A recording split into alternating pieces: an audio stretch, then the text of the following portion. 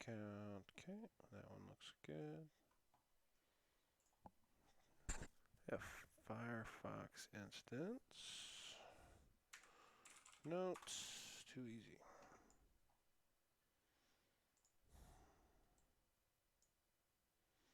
Cool. Okay. Let me click on one of these. Boop. Boop. Boop. Yep. Okay, cool. Alright, so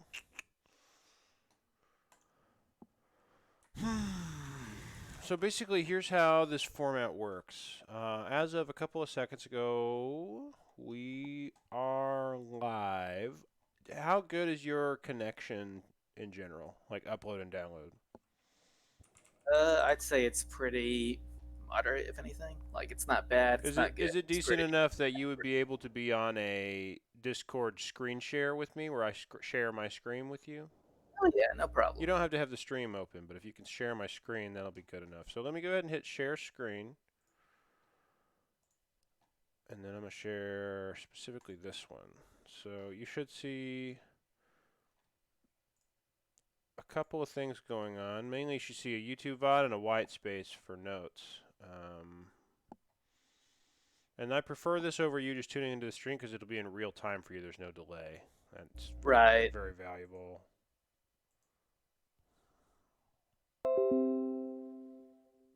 Okay.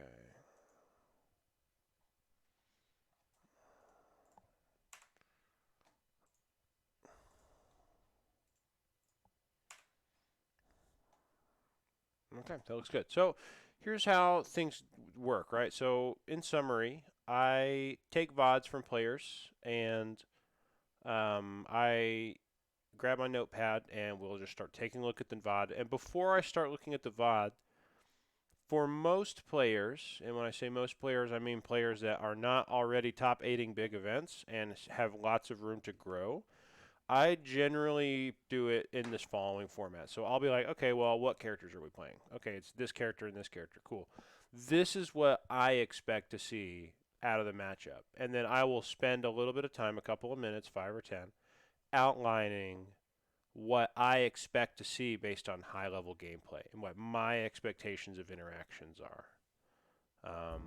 And then we'll watch the VOD and then we will compare, right? We'll be like, okay, well, this situation here didn't work out for you. It could have if you had done this thing that I outline here in my notes. So, like, the idea is like, before we even watch the gameplay, I have an idea of how the matchup should probably go, and we can use that to compare your actions and decision making and kind of give you a baseline of, okay, well, I can, this went really well for me, I can keep doing that, or this didn't go really well for me and I can make this adjustment because the notes say I can. Does that idea make sense? Yeah. Okay, I feel like this structure works really well overall. So let's see. Oh, let's say the 19th. Nice.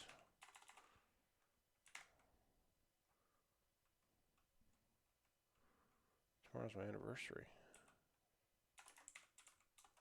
Good on you, dude. Yeah. Okay. So this is Sonic um, versus Greninja. I can only assume you're the Sonic player. No bias. Yes. No bias. I don't judge, but I assume. Um, so these sets here. Why did you bring me these sets? What are you looking to get out of them? Can you give me some context as to like who you're playing and like what the stakes are? It doesn't matter if it's per bracket or not. I'm just curious. Mainly just to learn the matchup a lot better and tell me what I don't know and what I should do. Now, Because is this like an Elite Smash Greninja? You played once and they like destroyed you, and you're like, okay, that's enough. Or not is this a yeah, friend of yours? ESA. I This assume was you at know. ESA, so this is offline. Yeah. Oh, okay, that changes everything. Here I was expecting to review an online VOD. Nah. The curse of the pandemic, I suppose. Well, awesome. I was expecting to hear that. That puts me in a good mood. Um, Lovely. Webcam. Why is this being difficult? Deactivate. Activate.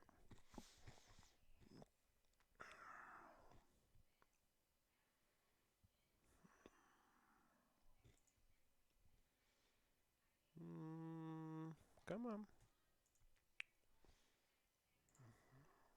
Well, whatever. We'll look at it in a minute. Okay. So offline Sonic versus Greninja. Um, there's a couple of basic things that are going on here, and it's on town. So let's start with talking about Sonic's goals. So Sonic's goals are kind of there's a lot of different things to tackle. Probably the most important one is gain a percent lead. I think this should always be Sonic's number one goal because against most players, I think it's a very conservative line of thinking to go.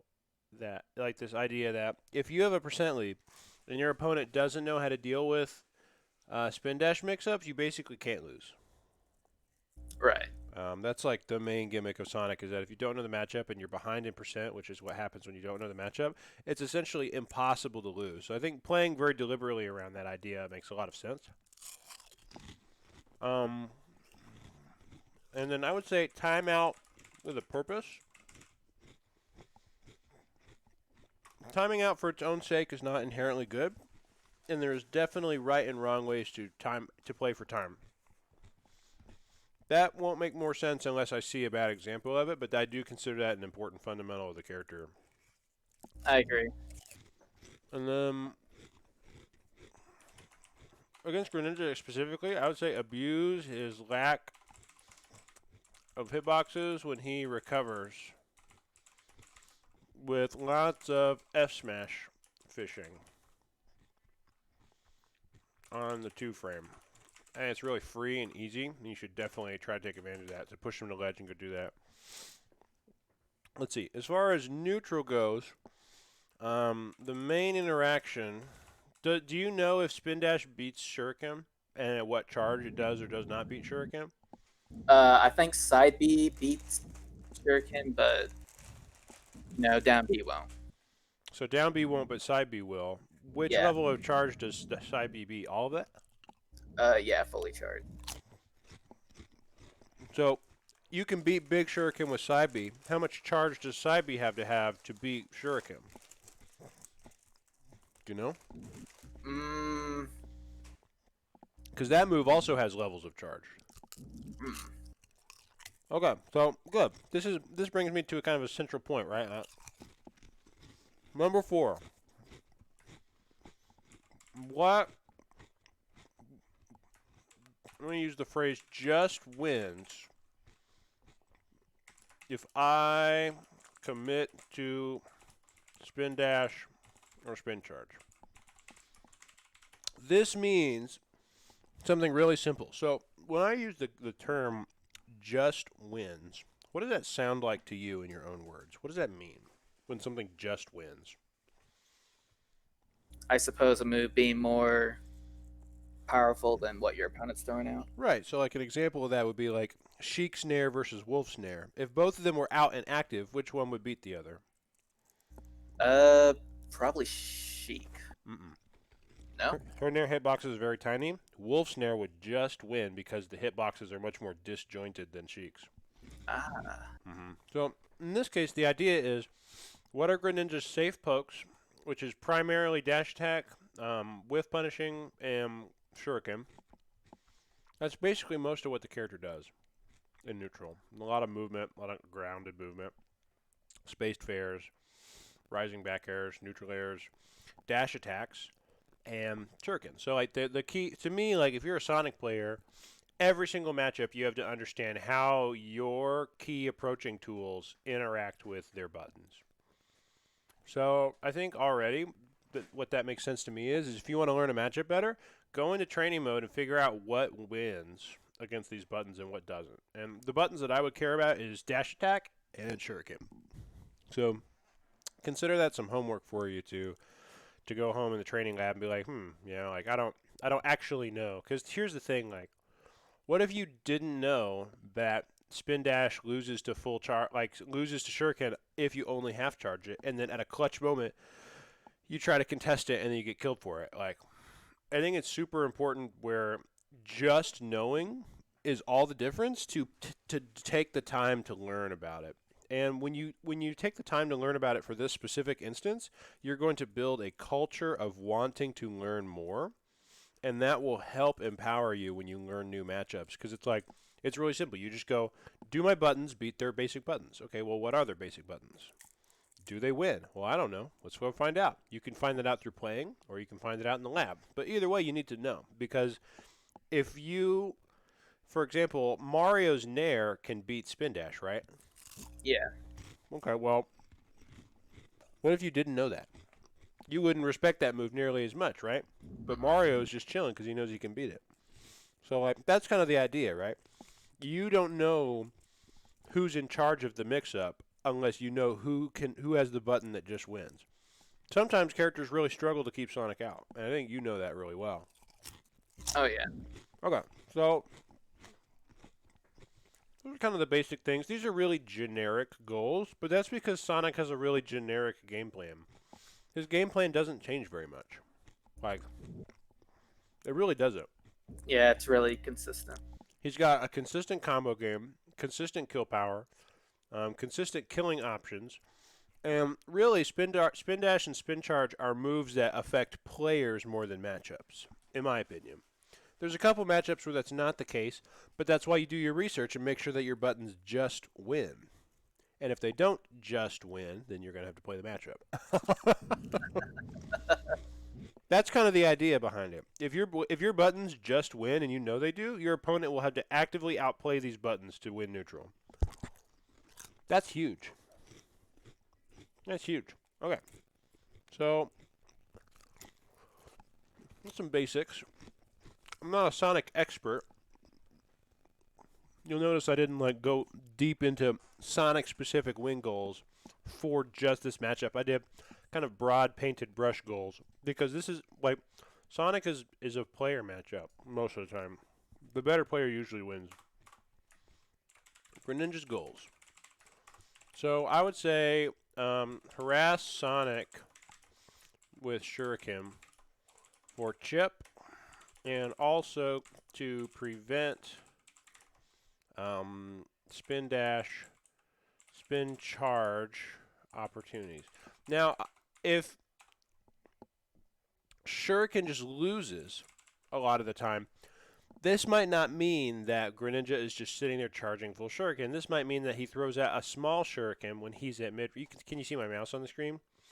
Yeah. So if your buttons just win and his don't, he might not be over here charging full Shuriken. He might be here pressuring you here with tiny Shuriken. Does that make sense? That's what this means, is disrupt your flow and charging your resource with small shurikens for chip damage and disruption. That's a major one. Abuse Sonic's lightweight by destroying him early. However, his frame 2 air dodge means that a lot of Greninja's default confirms are inconsistent. So a natural preference for killing raw with F smash, fair, and I would say maybe back air at ledge.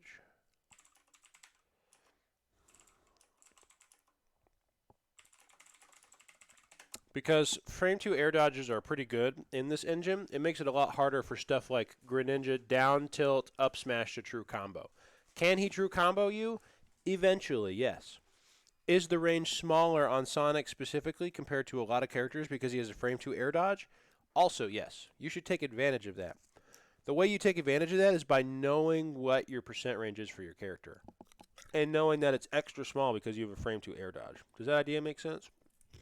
I think so. Now, the Greninja player probably won't think about it that hard, and they're just going to go for it anyway. So you have to be careful to not get frame trapped, because if you just mash air dodge at a down tilt, he can just cover it with like forward smash or whatever.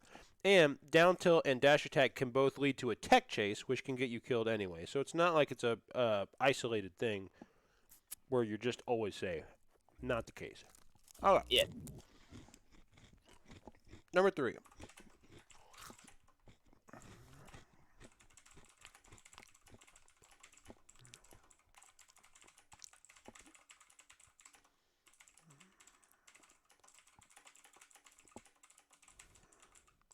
Abuse your excellent ground speed and huge vertical jumps to play around spin dash and spin charge and get Sonic to overextend.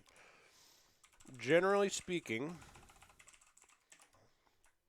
Greninja wants Sonic to commit before pressuring him and will only use his movement to bait Sonic out with his spin dash. Okay, so the idea is basically if Sonic spin dash is a lot like Game & Watch up B, and I'm going to explain that analogy a little bit more so I make sure you get it. When you think about Game & Watch up B, parachute, right? It's a strong move. Agree? Yeah, pretty right? strong. Because if you hit, it's frame 3, right? It's really fast. And you take like 9% and you get put above Game & Watch. So if Game & Watch connects parachute on you, it's a good move. What happens if parachute misses? Well, now Game & Watch has to land against you. He still has options, but he's kind of limited now, and he's forced to pick one lest you just go up and hit him. And this is kind of how Spin Dash works with Sonic. Sonic is not really that great of a character without the threat of Spin Dash. But if he spin dashes and he misses, if he charges spin dashes and he whiffs, now he's like up in the air pretty high in the corner, right? And he's got to land before he can do more spin dashes. And so, like, essentially every time Sonic does a bad spin dash or a spin charge, or even just one that's not successful, he corners himself in the air and he's got to get down to reset to neutral. And good Sonics are really great at doing that. But I think from experience, you know for a fact that there are some players who just destroy you for bad spin dashes by not letting you down and killing you off of those mistakes. Just my opinion. That I think happens a lot. Like, most players are like, okay, I'm just going to bait out spin dash and then go hit him. That's a very common mindset and a common sentiment. Okay. So it's kind of some basic ideas. This is kind of what I expect him. So let's select Survive.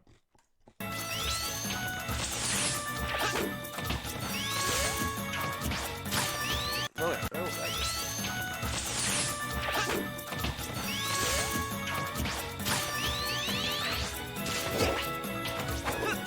Whose Greninja is this? Is this Gray's? This is Captain Dorf. Captain Dorf? Okay.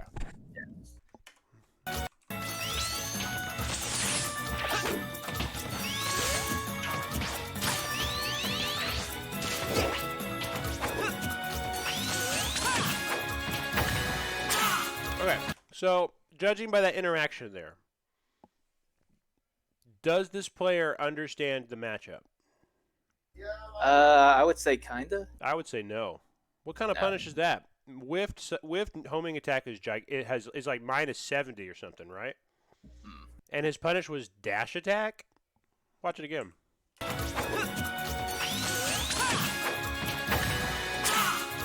Now, is that up smash only not true because he bungled it? Probably, but he had plenty of time to react to it, so he might just not be super prepared. I'm pretty sure that dash attack up smash is a thing. So either this was a misinput or he doesn't know the matchup. It's not super clear here yet. Either way, he probably could have punished you a lot harder than 10%. So, set.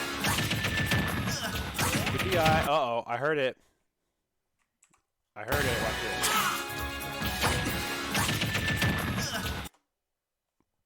What's wrong with this image?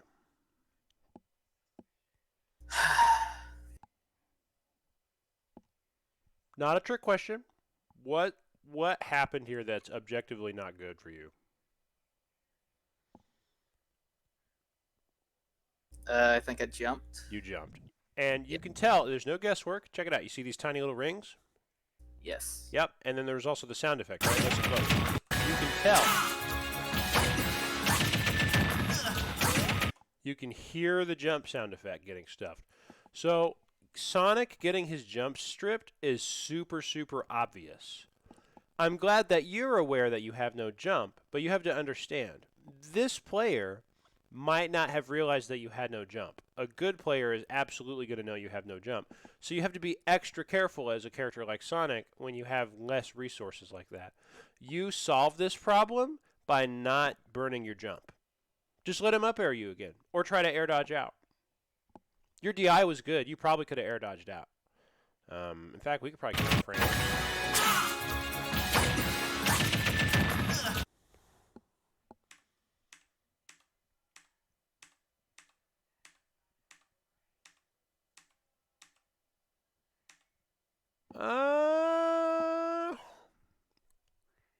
Nope, you would have escaped if you'd air dodged.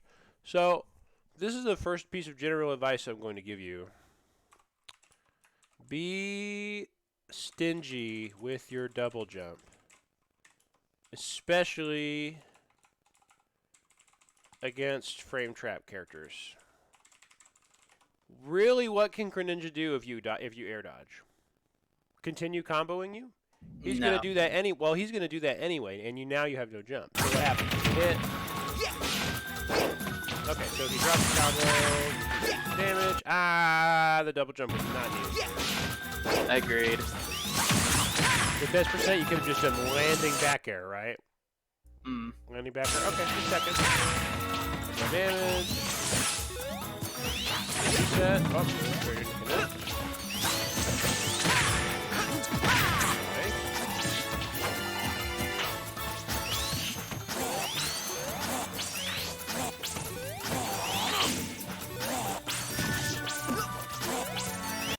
Okay, so I think you're camping. You have a slight percentage lead, and you get chipped. What do you do? You immediately start approaching chip. That's the first thing. You feel like you should continue.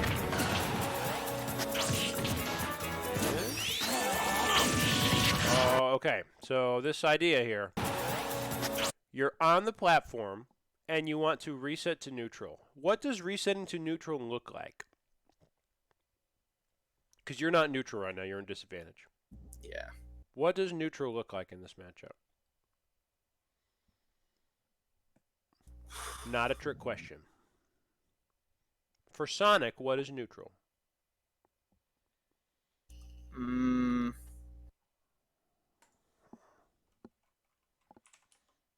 I got nothing. That's okay.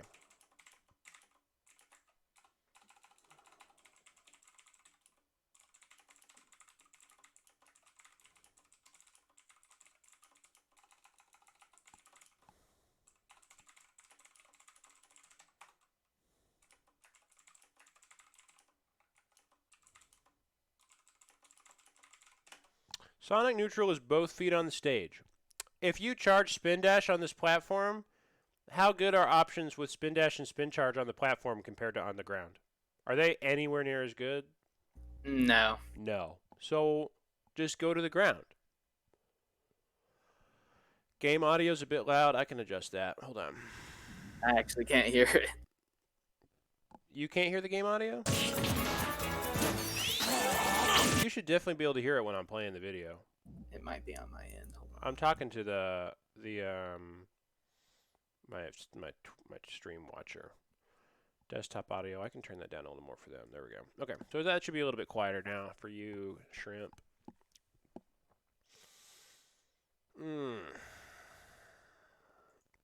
Okay. Anyway, the volume's not super important for you. I guess we were talking about that audio cue, but you'll be able to watch that with your own VOD. Yeah. Okay, so anyway, let's take a look at the situation, right? So you land on the platform, and then instead you do this like shield drop double jump thing, which is a bunch of extra steps. What's the most direct way for Sonic to reset neutral if he's standing on the platform? Drop immediately to the ground. Exactly, you just run off and you land. Now instead,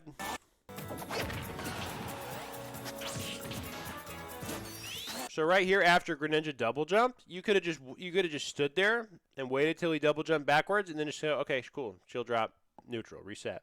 Instead, you went this roundabout way.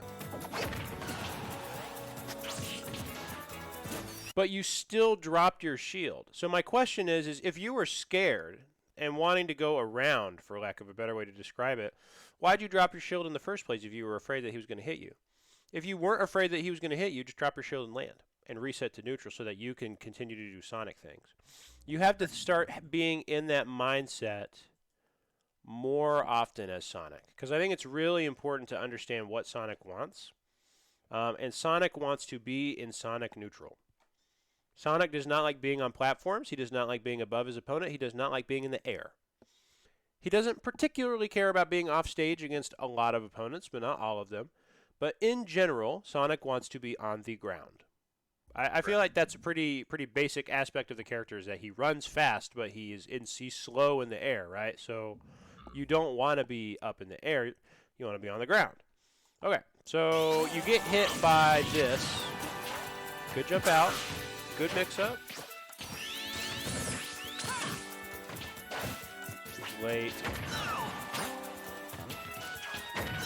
Okay, so this part right here. This is what's problematic about bad spin dash. So watch this.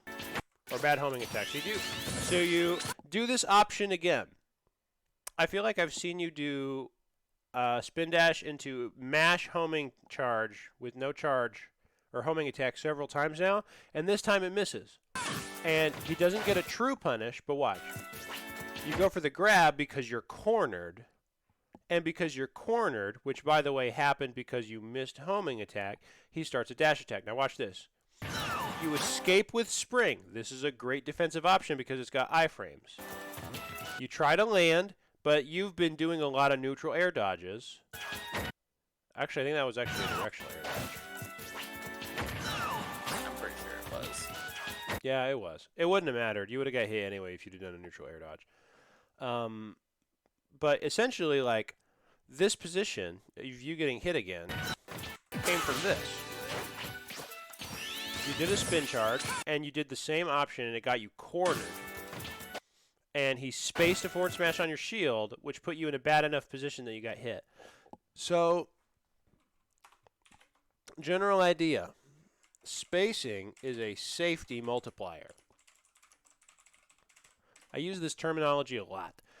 Greninja forward smash is pretty unsafe on shield if it's right in front of you. You can just shield grab him if he's right in front of you, but is he right in front of you? This is like maximum spacing, right? Mm. So if you're going to go for this grab here, you have to assume that you are going to guess what his next option are. So let's assume that Greninja gets to act first. What are his options right here, besides block?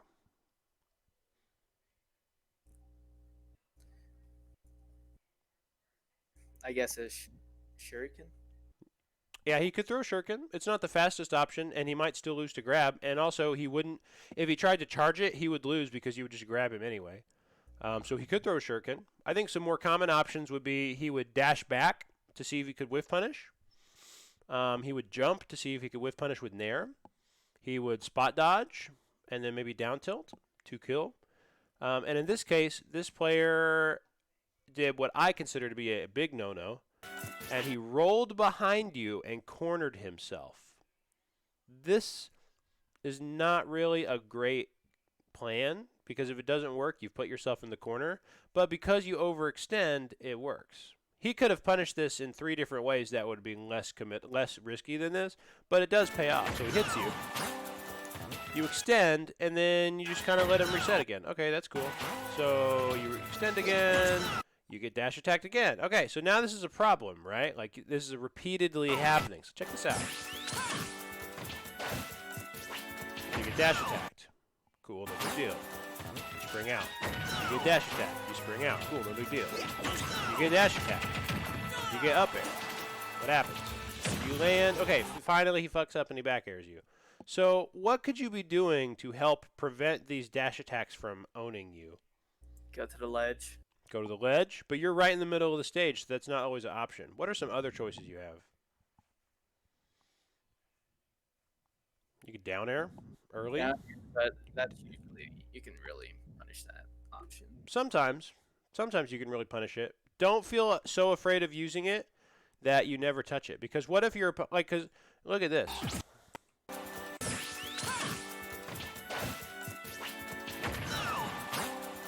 Look at where your opponent is standing. Is he respecting down air right now? He is.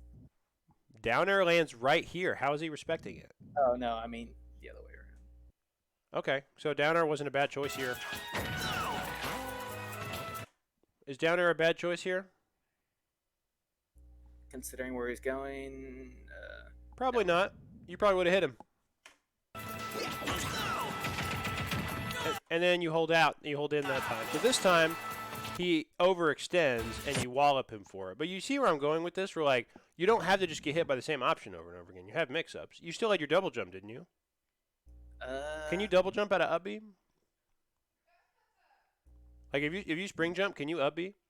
Or if you spring jump, can you double jump afterwards? No, you can't jump after you spring. You can or cannot? I'm sorry, I'm having trouble understanding. You cannot jump after you spring. Okay, so if you spring to bail, you have no jump anyway. So question, does it make more sense to jump out, air dodge out, or spring jump out? Because all of them kind of put you in a unique bad position. There are no platforms, there's nowhere to land. Does spring jump actually seem like the best choice all the time? No, not No, always. there's probably a lot of these times where you can just air dodge because you have a frame through air dodge, and you'll probably be okay. My point is, don't do the same option every time. Right. Don't do the same. Mix it up, yeah. So your opponent has to do things. At least try. Okay, so you hit him. That was really mashy, but it worked anyway. So I'm not going to talk about it. I'm not the hugest fan of this interaction. So you hit him right here. What are his options? And I'm deliberately putting you on the spot and making you ask because I want to know what you think. I want to know what your understanding is. What are his options right now? Look at what he did. He's throwing a shuriken, right? So that's what he did. Now, imagine if right here, he hasn't pressed any buttons yet. What are his options? I guess going back to ledge immediately. Okay, he could go back to ledge. What else could he do?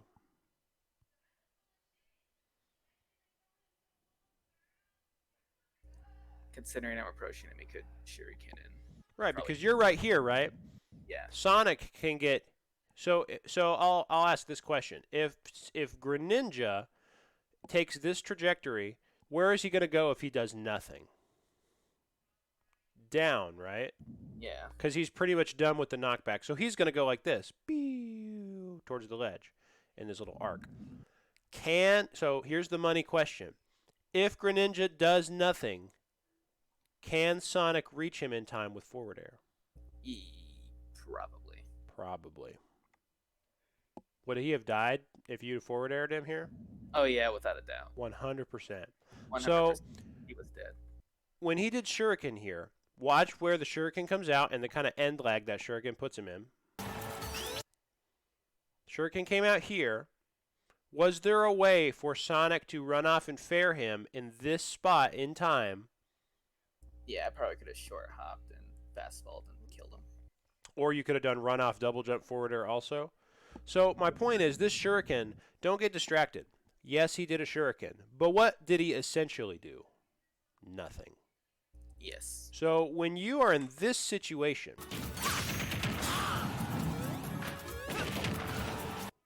I want you to pay attention to this. I'm going to use some math. Draw a line between your character and your opponent. What kind of line is that? Is it horizontal, vertical, or diagonal? That's a diagonal. It's a diagonal line. It's not a trick question, right? It's very straightforward. So this line is very important for soft advantage state because it is really valuable for most characters. Because if Greninja goes high, can he get past you?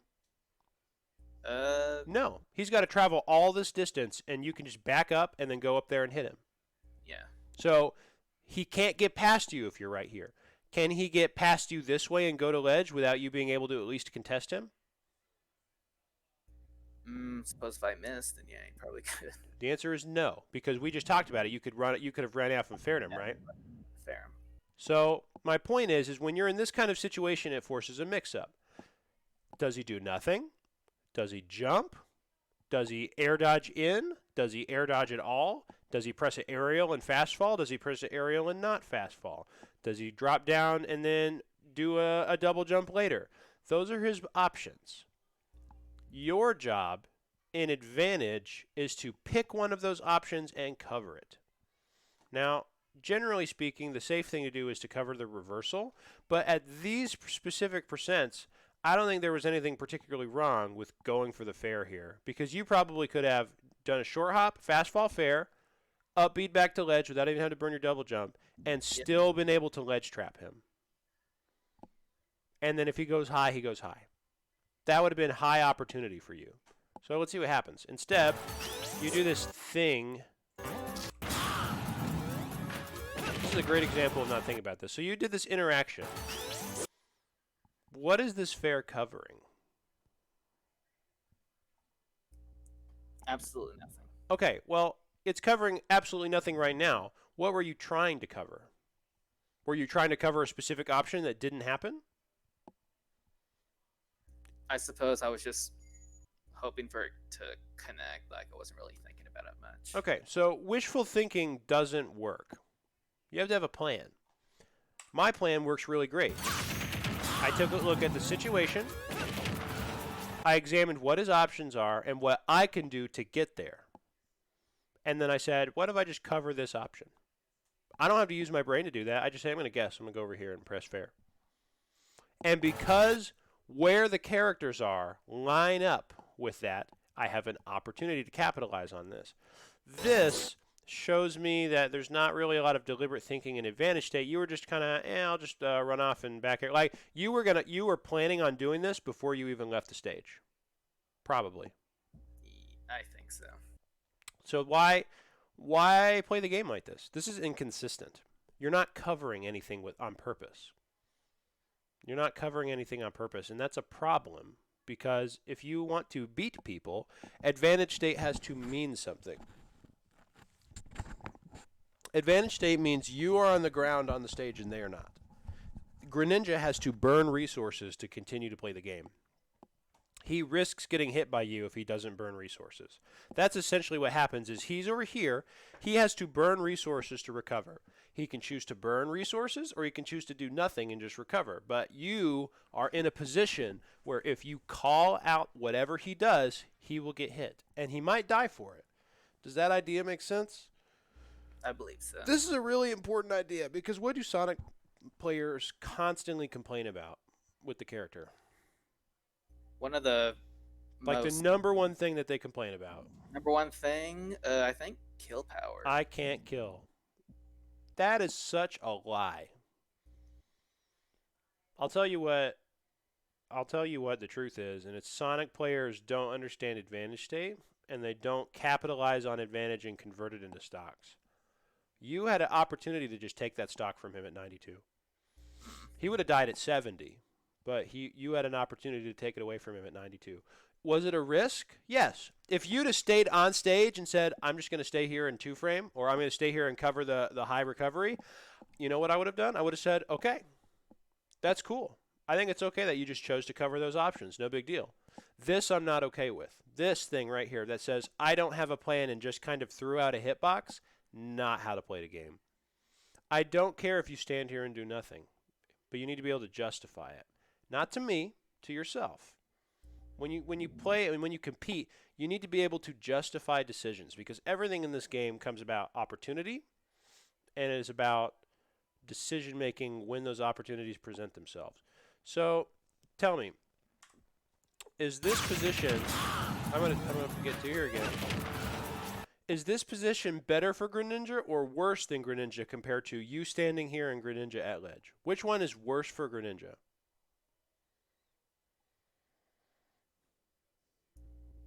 Probably me standing at ledge. No. No. Nope.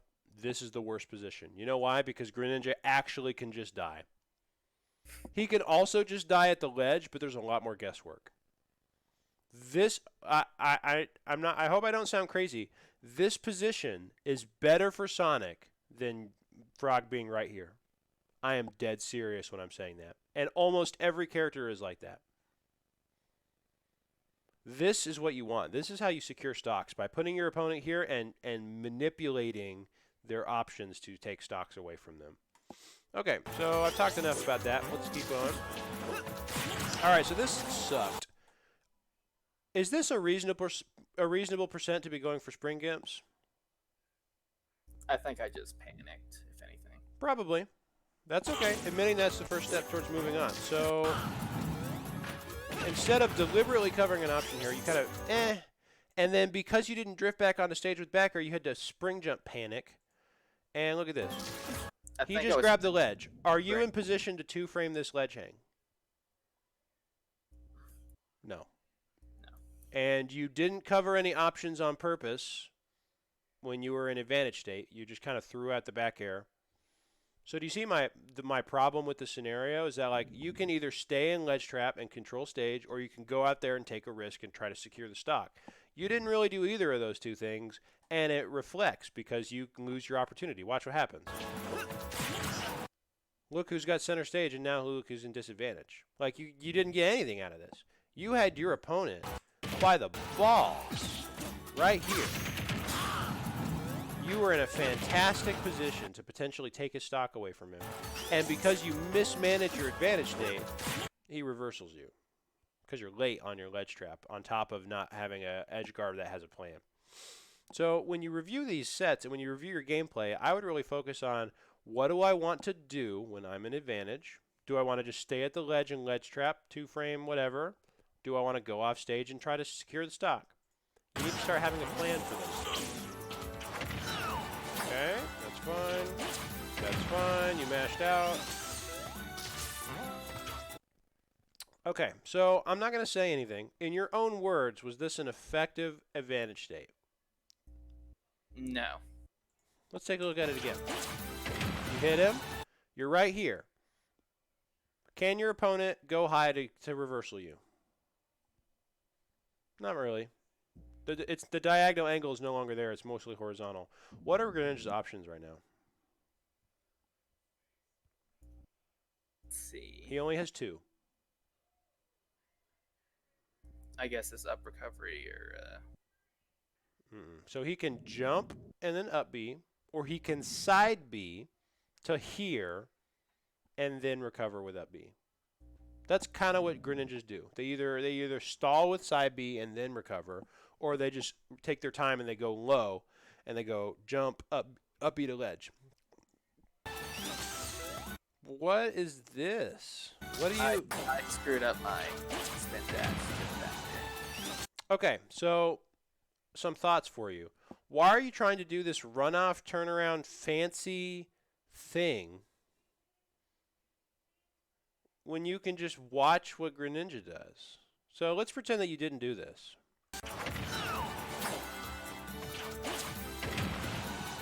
And you just stand here. So watch.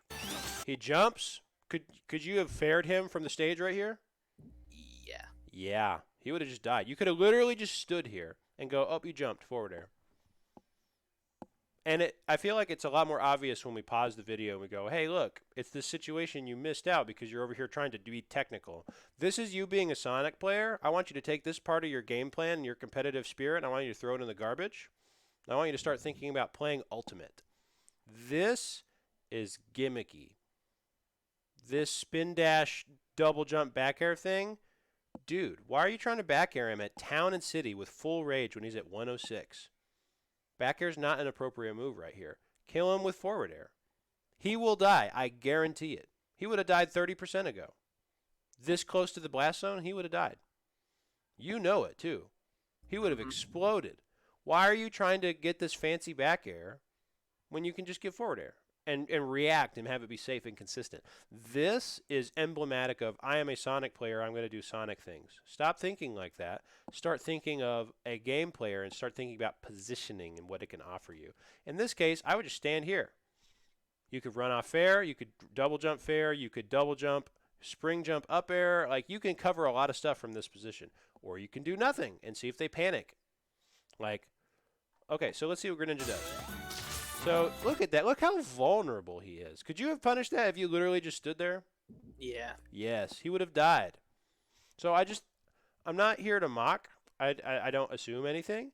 It is okay that this stuff happened because you didn't know.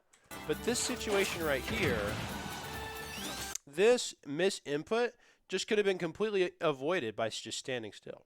Like, you put yourself in a position where a demanding technical input was used and it wasn't even needed.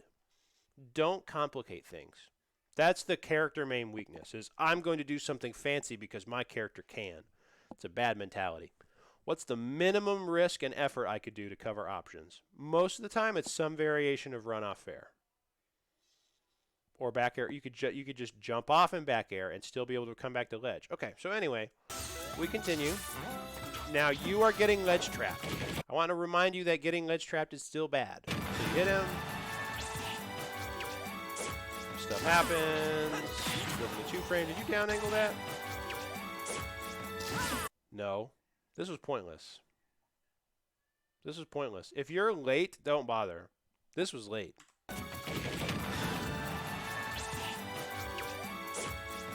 Right there. You did too many inputs and you weren't on time. And you didn't down angle it. Remember, you got to down angle the F smash for it to do anything. Yeah. So let's see what happens. 2 resets.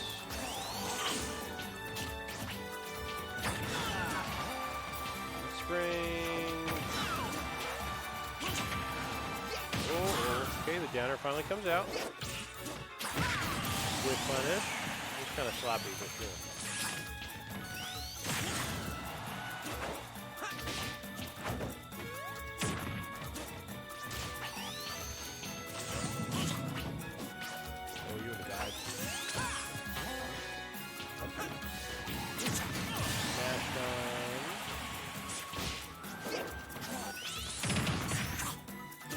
Good combo. Good damage. Okay.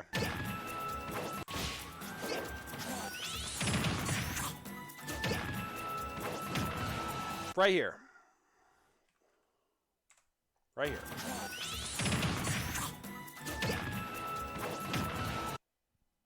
Draw a line between you and your opponent. What kind of line is it? Diagonal. Diagonal. Here's the other part of this equation. Is your opponent on stage? Draw a straight line down. The answer is no. Your opponent, you are defined as on stage if you fall straight down and you touch the stage. He does not qualify. He is off stage as of this moment. Yeah. If he is off stage and you draw a diagonal line, you have officially entered what I call extreme advantage. Extreme advantage is where you are in total control of the situation, and if your opponent guesses wrong, they die. This is what we talked about earlier. So again, if Greninja tries to go high, you can react to it. And if Greninja just tries to do nothing and go to ledge low, you are able to contest this space in time. That is why this position is valuable. Now watch what happens. He does a back air. Is this back air anywhere near you? It is not. No. So what would have happened if you'd have just gone run off forward air?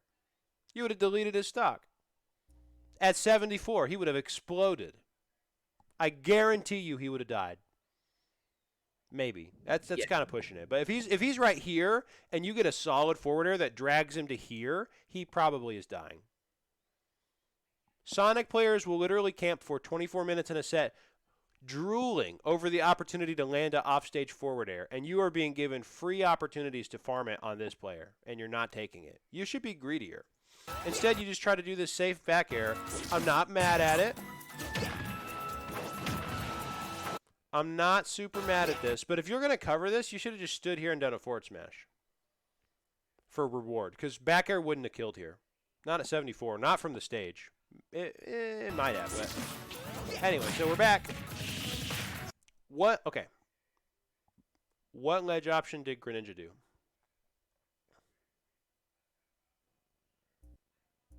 Go back and show me. Exactly. What did he do? He jumped in. And jumped in, then what? Jumped and then what? What move did he use? It's not tilt. That's Okay, this is the second move. What move did he use before this one? Okay, I'll let you watch it again. Pay attention. What did he do? He down aired me. No, he did not. That's Greninja's Nair. It's a combo starter. Okay, did Greninja buff or ledge jump? No.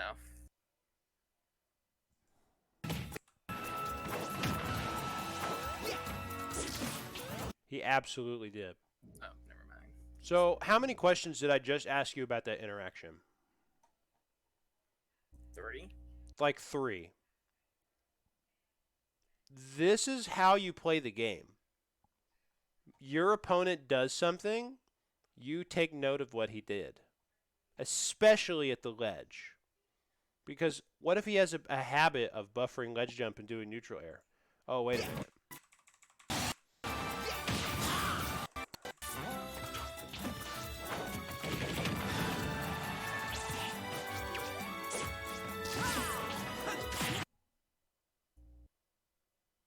He does. So I had noticed 10 minutes prior, 20 minutes prior, that he had this habit, and you weren't even aware that it was something that you could be paying attention to.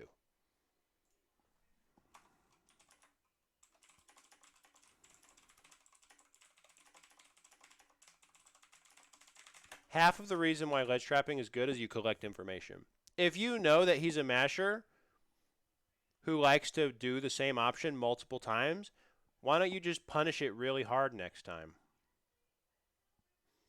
You know he's going to do it. He keeps spamming it. Why aren't you punishing him for it?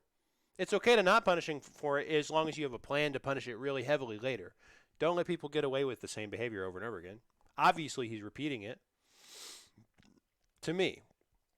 But I've spent a long time studying this game, and I pay a lot of attention at the ledge. If you are not the kind of player who pays attention to people's ledge options, I think that you should become one of those players. I agree. That is, if you would like to be a better player. Not for everybody, I understand. But I enjoy being better. And I think that is an essential skill is paying attention to ledge options. Then I'm right.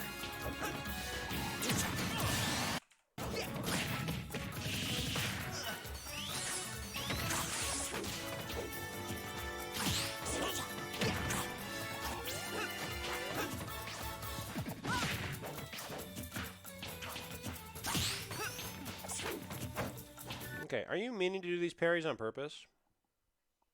I think so. What does that mean? That's a yes or no question. Well, yeah. Okay, why are you parrying and not having a punish? Rising Nair is not a punish. Rising Nair does like 11 damage and doesn't combo. Why is that your punish? That's wimpy. What can you do right here if you have infinite amount? If the game paused every time you parried until you inputted a command, what could you do right here to punish him as much as possible? I could probably back air or side tilt him. Side tilt would probably make more sense. At this percent, you probably can down smash. And down smash would definitely do more damage. And it would send him off stage because he crosses up. And it would true combo him. Forward tilt is the correct answer, though. It's safe and fast and does good damage and sends them off stage where you are strong. Look what happens. Did you effectively punish this option? I did not. No. Okay. Parries are good. Have a plan when you parry. Corollary. Sometimes you don't need to punish off of a parry, but you should usually punish. You know why? Because it's usually free. This right here shows me a lack of discipline.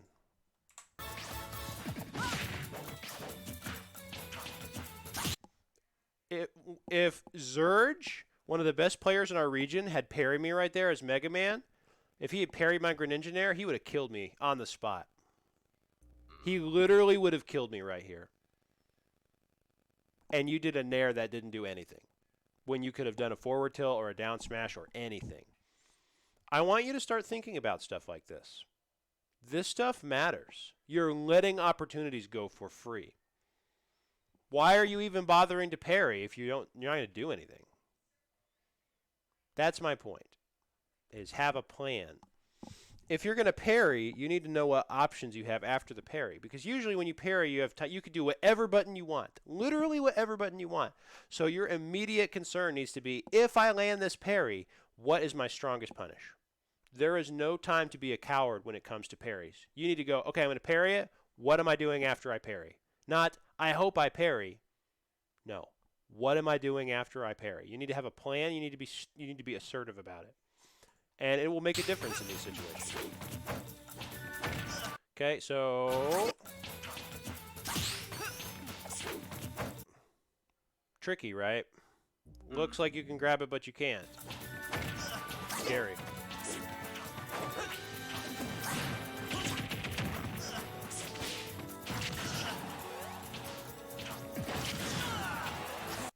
What has this player been conditioned to do? I'll rewind the tape so that you can get a better look at it.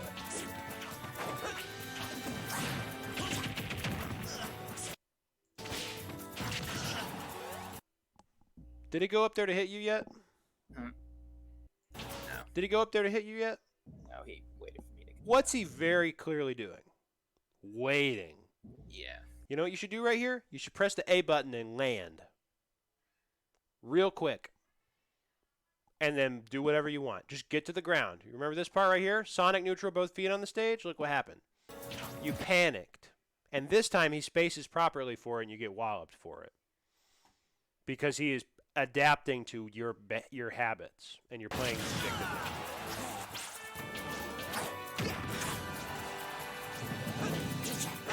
Was that forward air done with thought? Actually, no, I'm not even going to let you answer that question. Let's just watch it again. Good.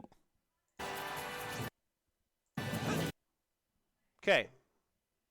In your opinion, were you covering an option here? And if so, what option were you covering?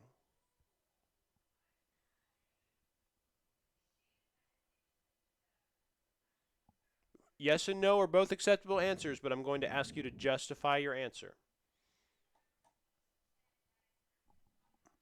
No, I don't think I was covering. No, you just went off stage and randomly fared and said, I hope I hit him. This is destructive and doesn't help you. Watch. Okay. Pay attention to where Greninja pops up after he side Bs. Right at the ledge, right? So if he'd have done that right here, and you're standing right here, there's not really a whole lot you can do about it. This is not a bad position for Greninja to be in. You got to be careful of this mix-up. So he jumps early, he side Bs. You hit him with back air, you capitalize anyway, lucky you. Let's continue. Damage. Damage. What the hell is this?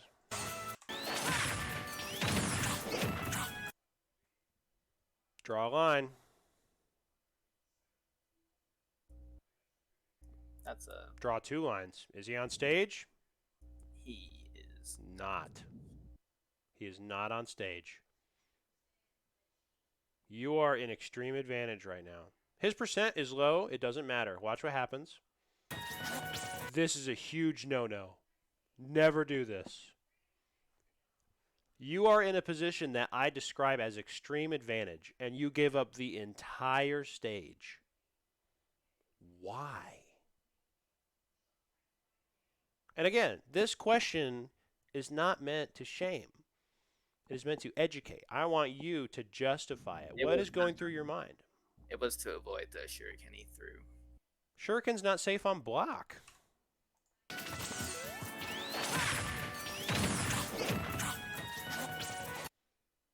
What could you have done to deal with the shuriken without giving up your position? Probably jump out of the way and fast fall. Or block. Super easy. Blocking's totally cool now. Look at what happens.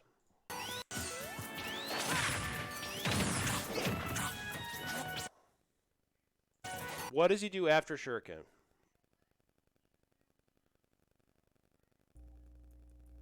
That's okay. Let's watch the tape.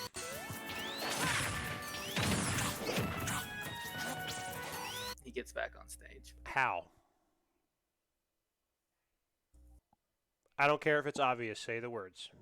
He jumps back. Yes. He burns his double jump. He burns a resource. Are you in a position to capitalize on that? No. That is my point. If he wants to avoid going to the ledge, he has to burn a resource. This is what I am talking about when I am talking about when I use the words burn and resource together. It is his double jump is a resource he has. When he burns it, he trades it in to go do something. That's kind of the point. He's cashing in his double jump to get better positional advantage. You you had the position to capitalize on this, and then you didn't. Don't do that. So instead, we reset to neutral. He missed the tech. Clearly doesn't know the matchup. No self-respectable person who knows the Sonic matchup would miss that tech. Period. You literally can't miss it.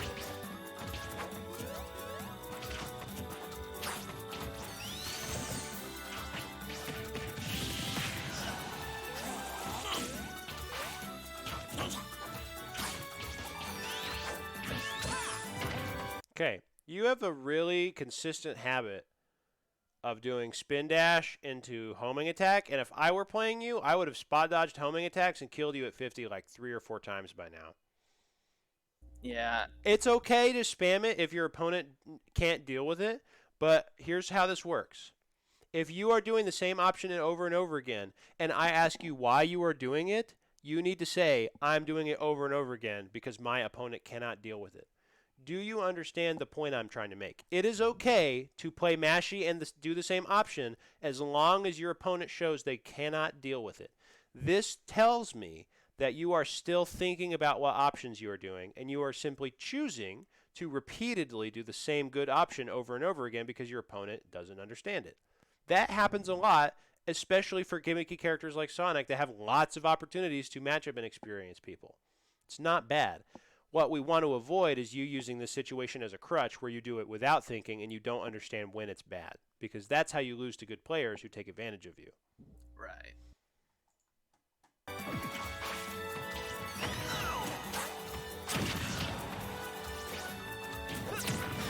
Okay.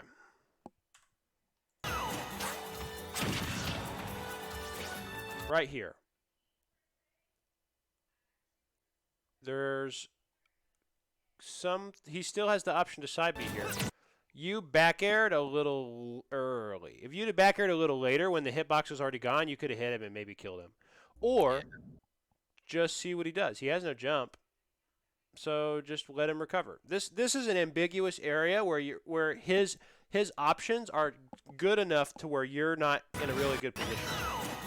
This situation right here, you should just respect him right here. You should have just respected this, in my opinion, and ledge trapped. He's at kill percent. He would have died if you forward smashed him at the 2 frame.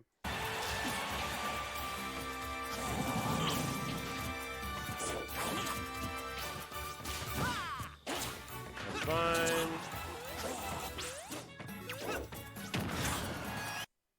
That's not optimal. What percent is he at? 83. 83. What could you have done to kill him right here? I think I go for a fair here. Correct answer is spin charge. Right here. Do you need a lot of spin charge to combo this? Not really. No. You could probably press B twice and then just combo it into spin charge fair, and he would have died. Or you could have just moved forward and you could have down smashed, or you could have tried to go for a forward smash. Forward smash might have been late. I understand that worry. I think that is a reasonable concern. If you said I didn't forward smash because I was worried about being late, I would have taken that. But I think that you probably had enough time to spin charge here if you'd have reacted.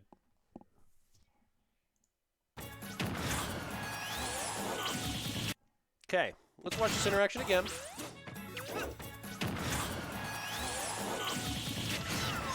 Watch it one more time.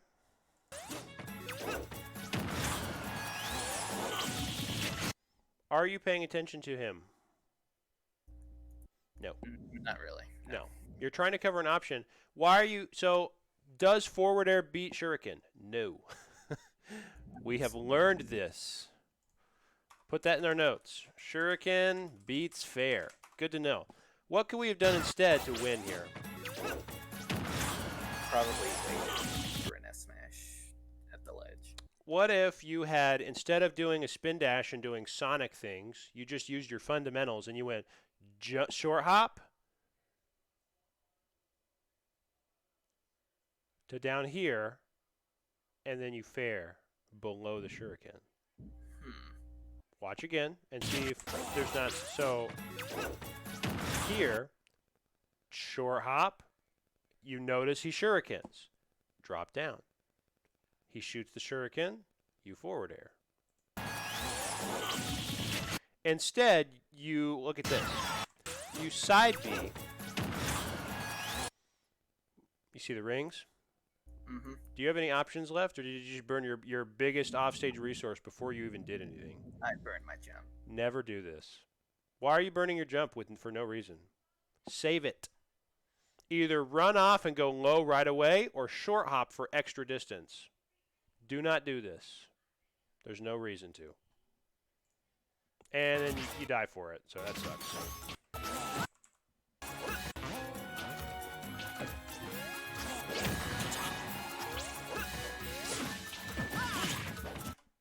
What was his ledge option?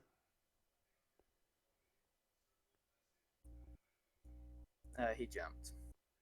And? Okay, that's okay. Let's back up.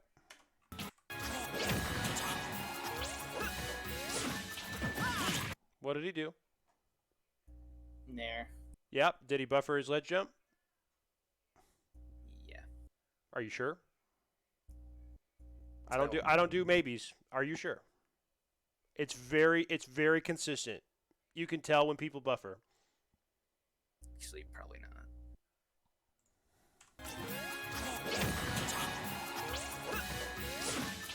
He buffered it.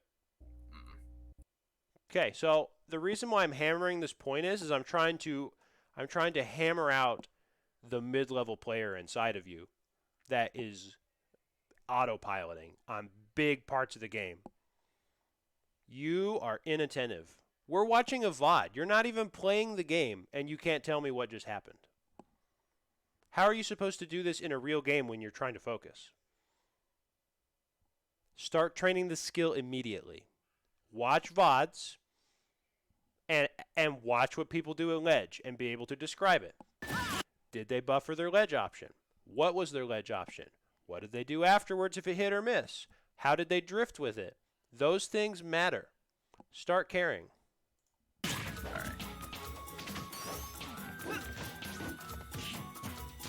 Because I'll put it this way. Watch this.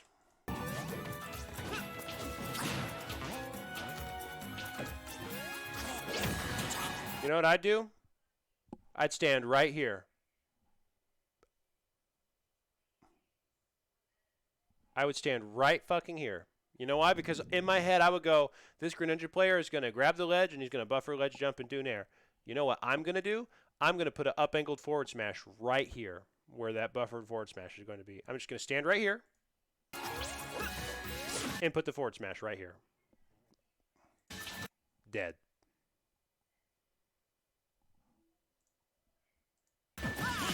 Your forward smash, on the other hand, is trying to ledge trap, when instead you could have just cashed in on this very obvious and telegraphed behavior and just killed him at 85. This is how you get better, is collecting this information. Because this, like, no offense to Captain Dorf, he did the same shit like 4 times in a row. Now, is that bad, or is he abusing it because you can't deal with it? He's abusing it. Maybe. I'd have to ask him. You can't tell, is my point. Right. You can't assume that people are doing it because they're big-brained. Assume that they're doing it because they don't know better, because they probably don't. You didn't even know he was doing it.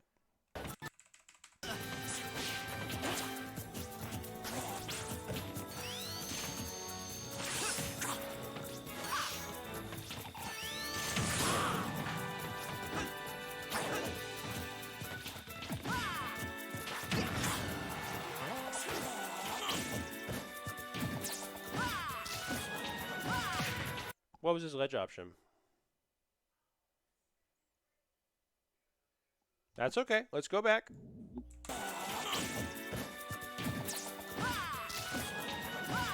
What did he do? Jumped in there every time. Yep, buffered ledge jump. It's almost embarrassing. It really is. It's almost embarrassing. Do you see why I prefer doing VOD reviews in this style to help coach people? I think I see the light now. There's a reason why I do it in this format, and it's because sometimes you just need to see it happen in slow motion with fanfare and confetti. And I don't even care that he's doing the same option over and over again and you're not punishing it. What's bothering me is you can't tell me what he did. That's what's bothering me. You need to start paying attention. Like I think I've said it a couple times by now, but like you should right now in the VOD.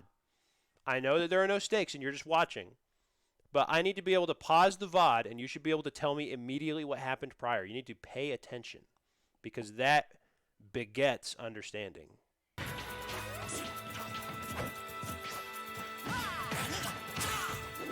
Another bungled misinput.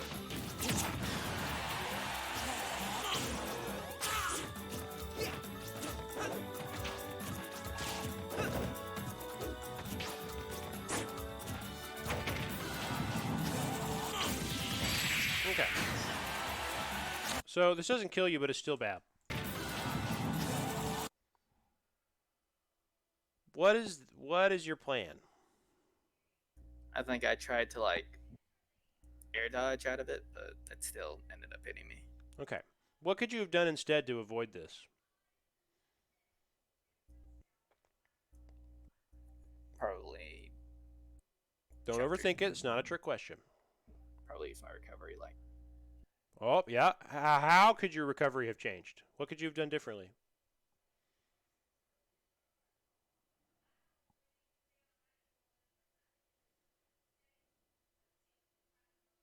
Not a trick question. Okay. Watch this. Watch this.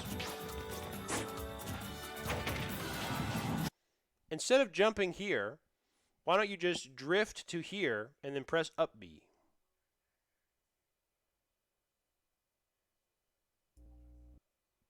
That works too. That works really good, actually.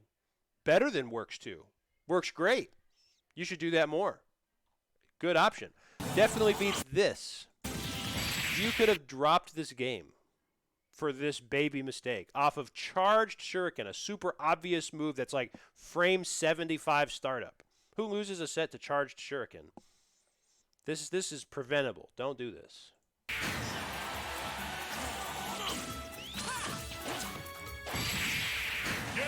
Yikes. Okay, so was that homing attack charged? Nah, not really. Okay. Nuh-uh. Yes or no? Was it charged? No. No. Is uncharged homing attack going to kill at this percent?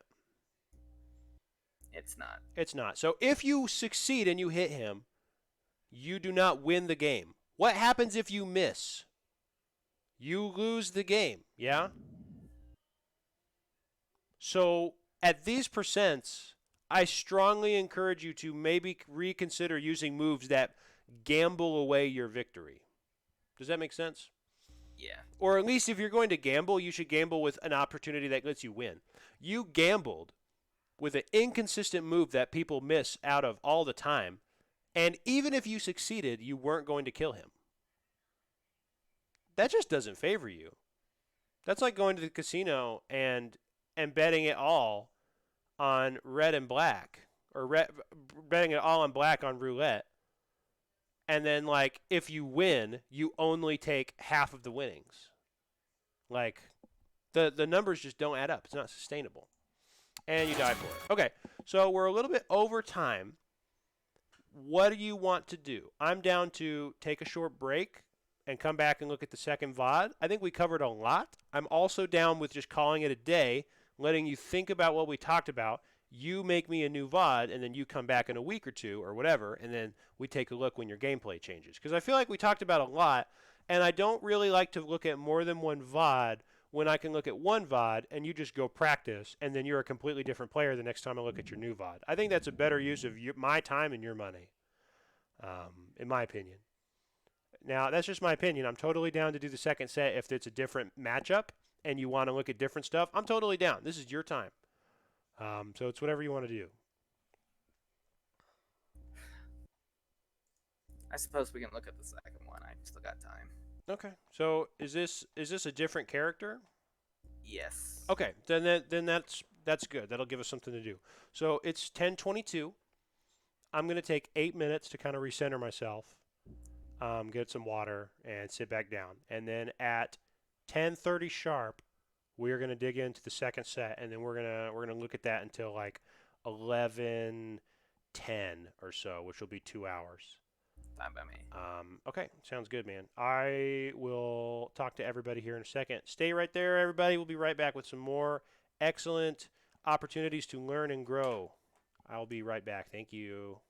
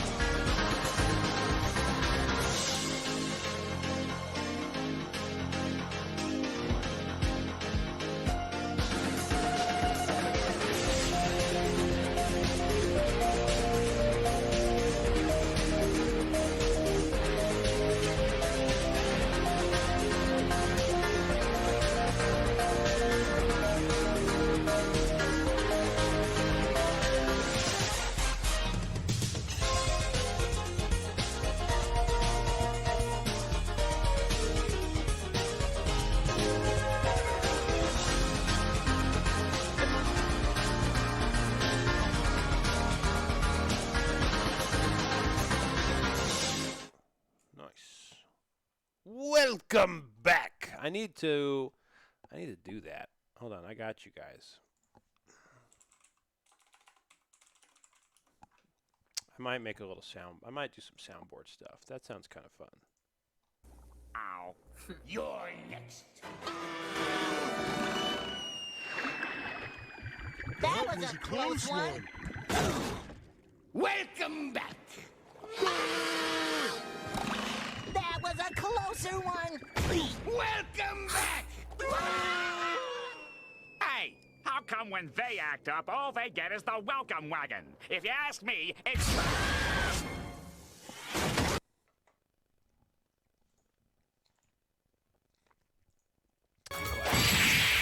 Oh, not that. That was not classic. Sorry. That was rude. I'm just kidding. It's a joke. Okay, next set. So this is this from the same ESA thing? Wait, the other battle I'm about to show you? Yeah, Sonic and Shulk. It is not. Okay, is this online or is this like a friend one? This is offline at a... Yo, the Goose Gang. What's up, boys? Welcome. Some serious learning has been occurring. Our brains have been expanding, and we are ready to continue journeying on the river Styx of learning. Come back to me. I can do better. Okay, so this next set, right? Shulk versus Sonic. Great. Finally, a matchup I might have some more precise expertise on. Because I'm not a Sonic player. I'm not a Greninja player, so most of my advice is more general. Although I feel like I don't need to be a character expert to understand what the characters want. So either way, this is going to be just as good. Save as. Yeah, I Oh, was look at that. excited for this one.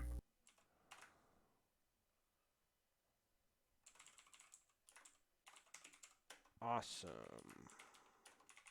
Beautiful. Ba-boom. Okay, so this is going away. We're opening a new one. Ba-boom.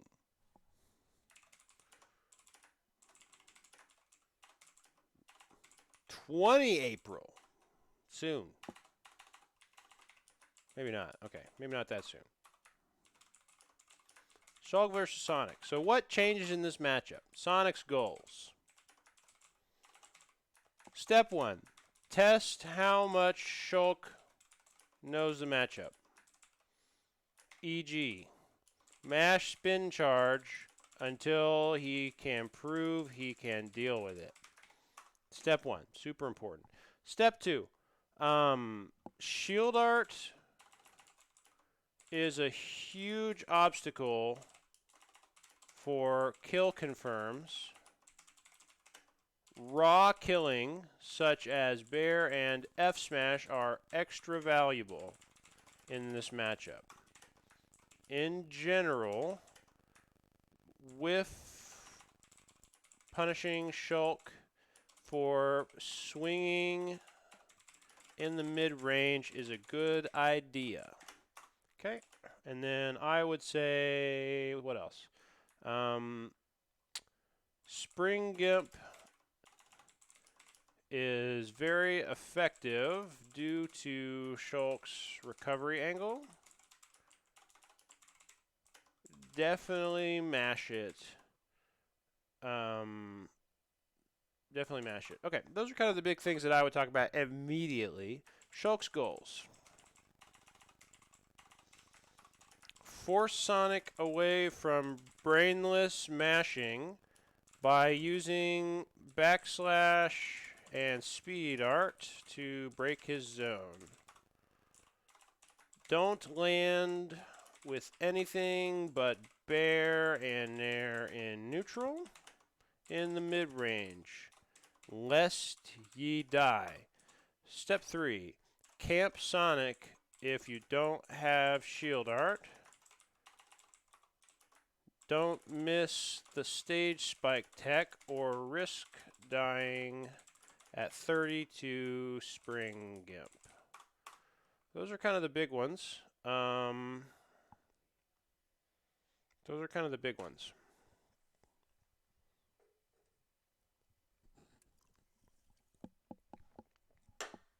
Poggers. Okay, so that's kind of, you'll notice that I went through all of those in like a third of the time it took me to do the other two. It's because I know this matchup cold, and I know what both characters want. Yeah. which is nice. I enjoy that. So let's get started. Go. Stuff happens. Okay. Does this player know the matchup? Probably not. Probably not. Probably not. Okay. Does this player mash double jump at a disadvantage? Yes. Specifically buffers it. Mm. It's okay to say I don't know. Got me. Is that a buffered double jump? Based on your understanding of how knockback works in this game? Yes. Yeah. Yes, dude. That was buffered. This is a real... This tells me so much. I have watched this set. I don't know who this player is. I have watched them play for 9 seconds, and I can tell you exactly how good this Shulk is. This Shulk is not good. And what's worse, they don't know the matchup. Bad combination. Any decent Sonic should run this player over, especially if it's on Wi-Fi and they don't know any better.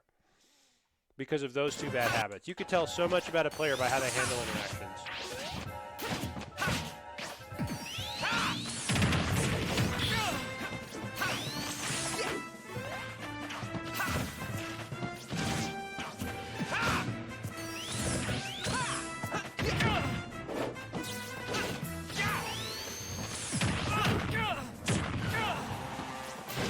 Okay, this doesn't make any sense.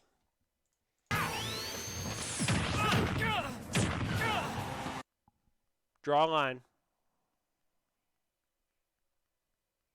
Diagonal. Yep. Is he off stage? Yep. Barely. But Barely. we take those. Just about. We take those. He has to grab the ledge or worse. You know what you should have done right here?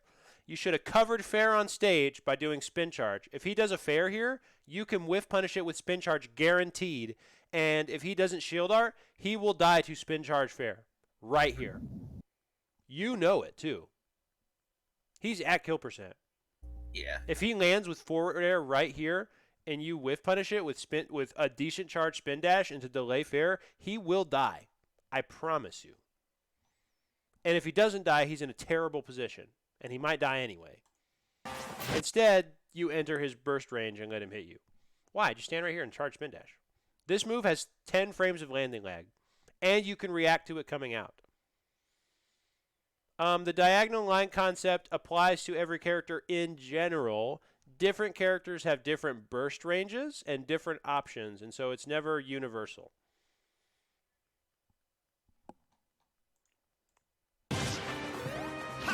So you totally dropped an opportunity to kill him by just not playing the matchup correctly. The correct way to play the matchup, if he doesn't know what he's doing, is stand outside of the sword range and let him swing, and then hit him with spin charge. Do that over and over again until he learns or the set is over. There is no reason to defer from this game plan because it's that free. It's literally free.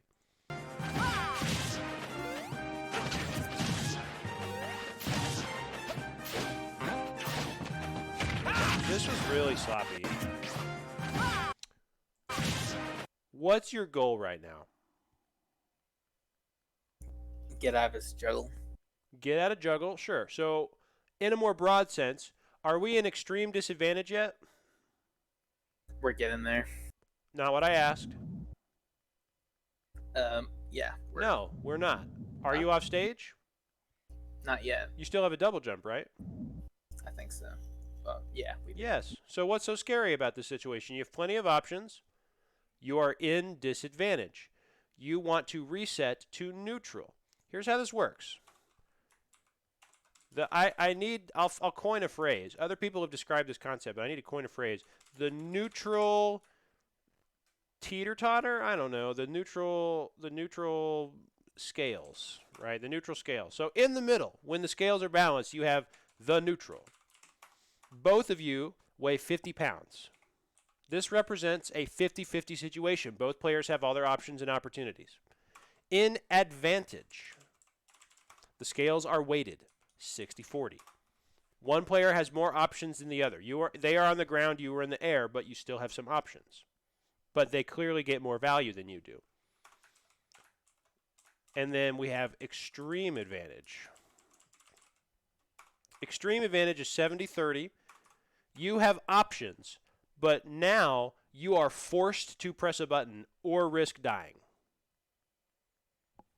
And then finally, you have the last one, out of options.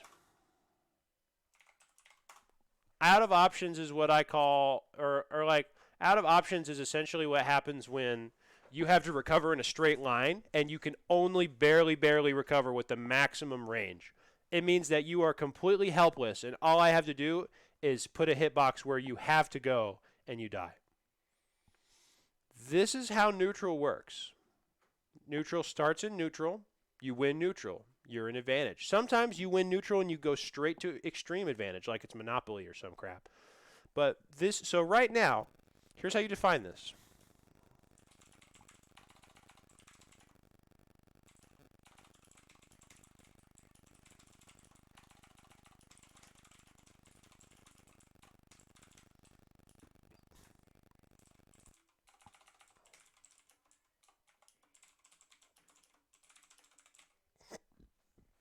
Both players are in full control. Neither one of them has the burned resources to posture. Advantage.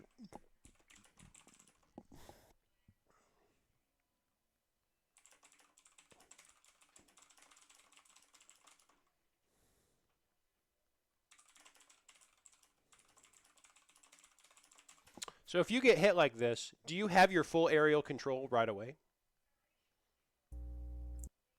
There's a right answer. It's not a trick question.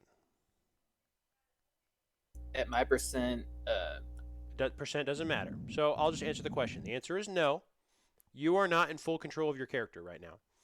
Can you right now fast fall and go straight down to the ground? No. You're in tumble. To break tumble, to fast fall, you have to break tumble, which means you have to press a button. And if you press a button to break tumble, you can't defend yourself. This is why you are in disadvantage, because you are not in full control. You have to burn a resource to get full control back. That is what this means. Meanwhile, Shulk can do whatever he wants. Extreme advantage. What does that mean? Advantage, but now you can no longer drop to stage and are forced to recover low or high. And then out of options.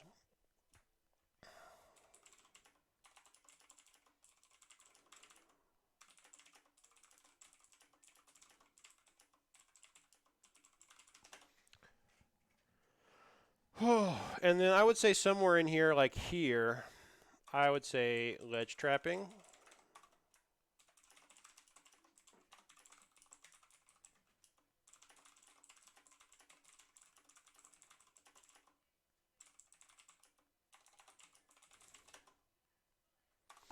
Ledge trapping goes in between extreme advantage or it goes in between advantage and extreme advantage. Ledge trapping is very beneficial to the ledge trapper, but it's not quite as dangerous as extreme advantage. So this list that I've just made doesn't exist in this format. People have described this kind of idea of neutral being a spectrum in different ways, but this is how I think about it. And essentially the main rule is this. You can go from neutral to here as fast as you want, but you have to go back one step at a time. So right now you are in advantage. If you want to reversal your opponent and enter advantage yourself, you are skipping this step by returning to neutral. Does that make sense? Mm-hmm. So your priority should not be, I want to hit Shulk. It should be, I want to return to neutral. So let's see what you do. Let's back up just a little bit. So you get hit, you burn your double jump. That's fine. You want to reset to neutral. You reset to neutral, you get hit again. That's fine. You're in disadvantage. You double jump, you get swatted. You are now in extreme disadvantage. Does that make sense? How I did that? I need a response. This is an interactive activity. No, you didn't hear me. I said yeah. Okay, good. So you got to be careful here. Did he punish that jump in? He tried, but he failed. He tried, but he failed. What about that one? Yeah. He was successful that time. Watch this. Did you buffer your double jump? Mm-hmm. Did you buffer that double jump? Yeah. Which way did you DI after you jumped? Or which way did you drift after you jumped? Mm-hmm. To the right. To the right. What does that mean in the context of the stage? In or out? In. Okay, what about the first time? And again. Yep. What are you telling your opponent? I'm out in the open. No. It's telling him that if I hit you, I'm probably going to jump in and buffer it. So last set, right, when we looked at the last game, the focus was you need to pay more attention to your opponent's options, right? So the inverse is true. Everything you do in this game gives your opponent information. This Shulk player saw you jump in on a buffered jump the first time, so the second time they were prepared for it. Does that make sense?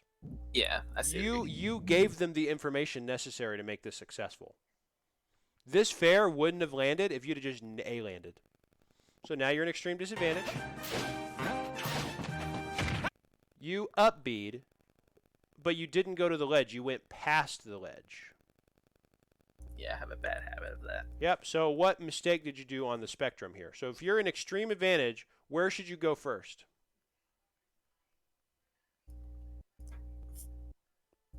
Drop down low to the stage and Go to the ledge, right? This is how it works. If I'm here, I want to get here. If I'm here, I want to get here. If I'm here, I want to get here. Does that make sense? yes. Okay, good. So let's watch again. You blow all these resources and you eat a heavy punish because you're skipping steps. When you follow these steps in order, you will become a more resilient player. All right. What is resiliency? Excellent question. I could do a 5 or 10 hour masterclass on resiliency if I wanted to. I might someday. If people are interested, I could do a webinar on resiliency because all this kind of stuff relates to competitive play. I would love to do a webinar like Ramsey's would on it. So resiliency, right? Let's define it. Resiliency is defined as toughness or the capacity to recover quickly from difficulties. Put simply, resiliency means that it's hard, that you never give your opponent opportunities. They must always take them.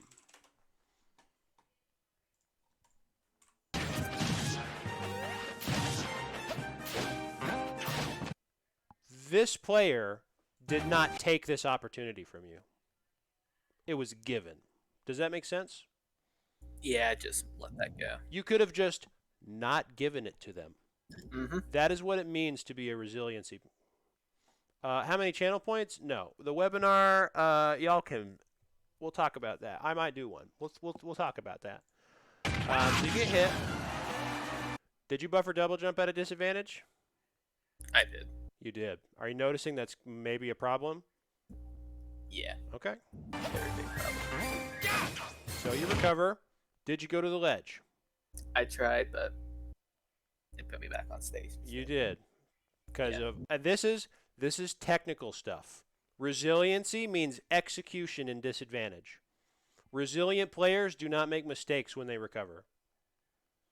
I would not hold a 10-hour webinar on resiliency. I would hold a 90-minute webinar on resiliency. Do not conflate the two. I could do a 10-hour webinar on resiliency, but I won't. I would do a 90-minute webinar. Anyway, so this time you died for it because you keep up being onto the ledge. Like, dude, Sonic has such a good two-frame. Like, he has such a good ledge recovery and decent ledge options. Why even risk it? That's what it means to be a resilient player.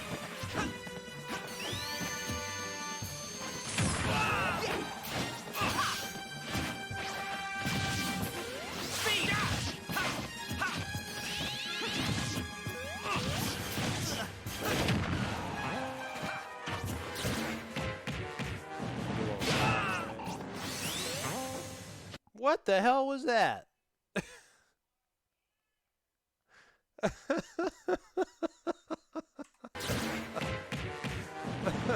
And of course, like, obviously we shouldn't expect things to change if you haven't had time to improve your gameplay. What did you just do? Something stupid. No. That's vague. What did you do? This isn't meant to shame. Tell me what you did. I want you to be cognizant of it. Be like, "Hey, I did this." He was not even close. Yeah, well, no, not the up B. What happened before you up B?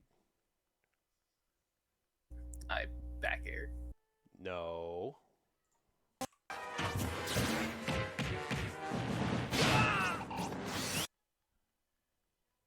What did you do? Side B. You did the thing, yes. You did the I'm a Sonic player, so I must go. I am Sonic. I must run off and reverse side B double jump. Why? You know how easy it is to just stand here and then just go, okay, up B, boom. Hope you don't miss the stage spike. Or run off forward air. Just stand here. Just stand here, dude. And again, I'm not going to harp on you for it because you haven't had time to adjust your gameplay.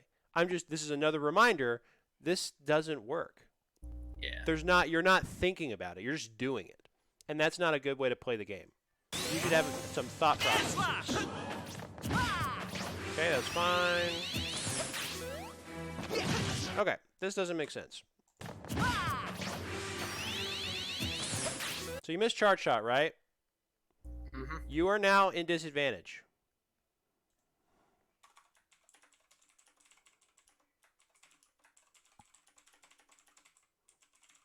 Period. If we're in disadvantage, what do I immediately have to prioritize? If I'm here in disadvantage, what do I have to prioritize? Have to burn a resource to get full control back. Yes. So, and what I would do, why are you landing right next to Shulk? I tried to back air him there, but Exactly. If you had back aired him, what would you have done? Entered advantage, right? mm-hmm. What step are you skipping? Neutral. Return to neutral. Absolutely. How could you have returned to neutral in this situation? Should have just backed off and not back air. You could have just dropped to the platform, right? Yeah. Okay. I just want you to see that. That it is possible for you to just disengage and just chill out. Especially if this person doesn't know the matchup, why would you not just continually fish for spin charge? Why try to force things and give him an opportunity to claw back into the game? That doesn't make any sense to me. I would just keep mashing spin charge until you get hit. You miss the tech, no big deal. What could you be doing right now? Probably charging up spin dash. Probably charging up spin dash. Why respect it? Just be ready, dude. Have a punish planned. Did you punish that? I did not. You did not. Okay, something to think about. I'm not even going to linger on this. You should understand why this is unacceptable.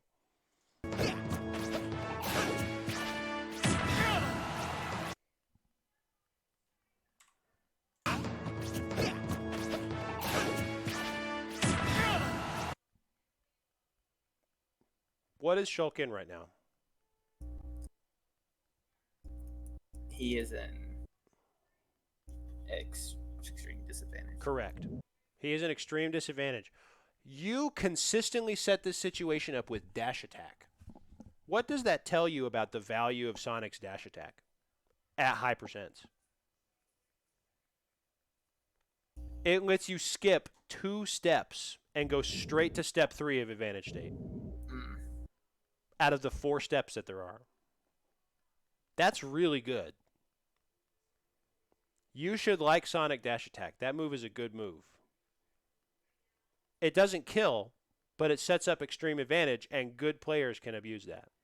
You just don't. You could, though. This sucked. Okay, let's look at this. There was an attempt. Where was the problem?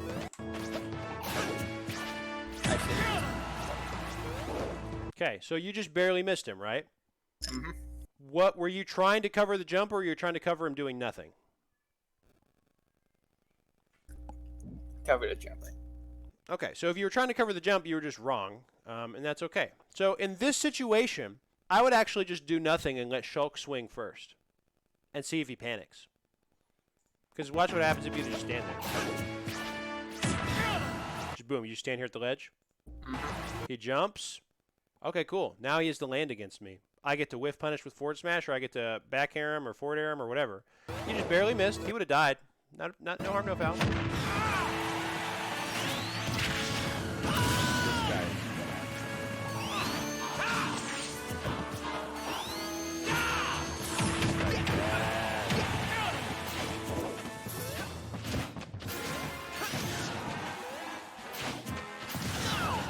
Okay, why was this bad? You didn't even get punished.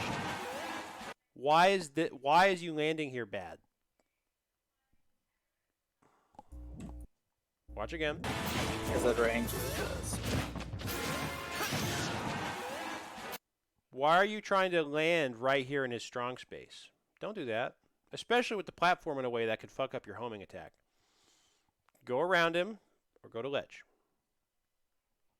Yo, what's up, Solars? Thanks for the follow, dude. So he dropped shield, no big deal. Oh, you could have killed him. Okay, this part right here. Was this offline or online? offline. You can react to that. Do better. There's no question. You can react to whiffed fair online and offline and punish.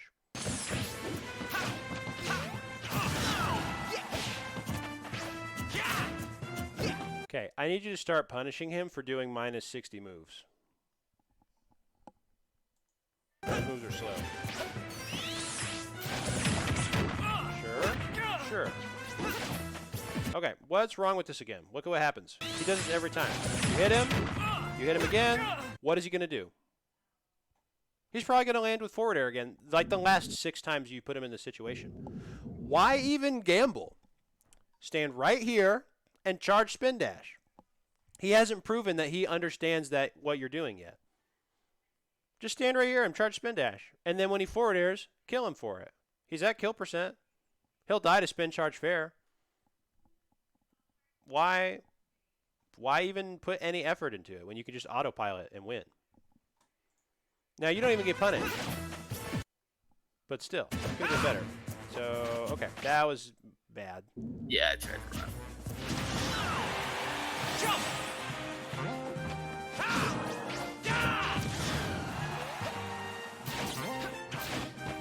Okay.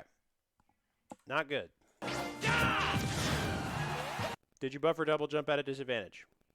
Yes. Yes. Stop taking away your options all the way. Save your double jump, dude. You never know when you might need it for a mix-up. Now your opponent knows all the way over here that you have no options left. You have no double jump left. Don't put yourself in that position. Make him guess. Make him wait. Don't let him have the confidence of knowing you have no jump. Did you go to the ledge? I did not. This is extremely dangerous because you are skipping one of my steps. He resets a disadvantage because you skipped a step. Don't skip steps. Make him ledge trap you. You keep trying to reversal him. Go to the ledge. This time he fucked up and chose a bad option, so you get away scot-free. Good players will not let you do this.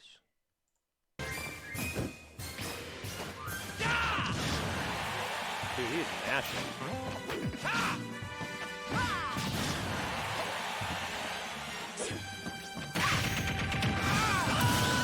That was such a slow shield reaction. Can you time him out right now? Be honest.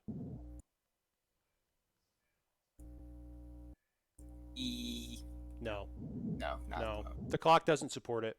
You're at way too high of a percent. I would instead just focus on trying to make this stock last as long as possible.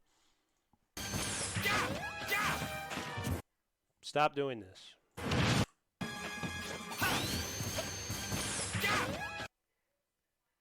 You're putting yourself right in his scary range as Sonic in the air. reset from disadvantage to neutral. Don't try to reversal him by landing on him. And if that's your idea of resetting neutral, is helplessly landing on your opponent, you should rethink your idea of resetting to neutral. That was a little better. You just died for it. That's okay. Speed!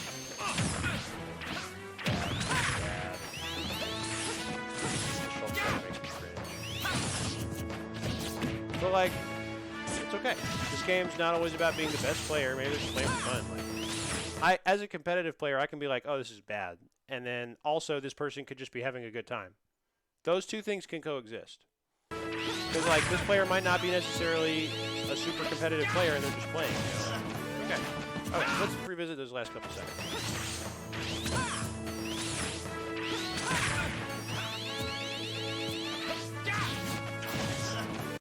Did you mash double jump at a disadvantage? Yes. Let's continue.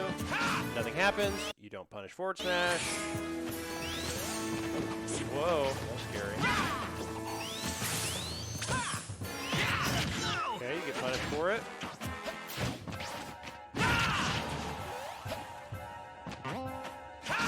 You really need to stop doing this. You did this like 6 times in a row. Just go to the ledge, dude. I'm telling you, good players are not going to let you get away with that. This guy might. But that habit has to go, even if you're not getting punished for it. Uh-oh. You hit, buffer double jump. This also has to go in the garbage. You should definitely not do this anymore. Train. Here's how you practice this. Go into training mode. Set Wolfbot to forward smash. Let him forward smash you off stage. Don't buffer double jump. The best way to fix a bad habit is to go into training mode and just work on doing the thing that you want to do. It doesn't matter if it's fake and artificial and in the training mode. You are teaching your hands. It's not a brain thing. You are teaching your hands to not immediately press buttons in disadvantage. Don't burn resources unless your opponent makes you, or unless you have a plan. You still didn't go to ledge. You could have forward aired in there. Okay. If you throw him, Shield Art is going to stay on, so he won't go very far, but then Shield Art will be gone. Like, you'll throw him and he'll go nowhere, and then Shield Art won't be there anymore. This is probably an opportunity for you to do an up throw, and then combo that into another move that will then kill because he's right in front of you.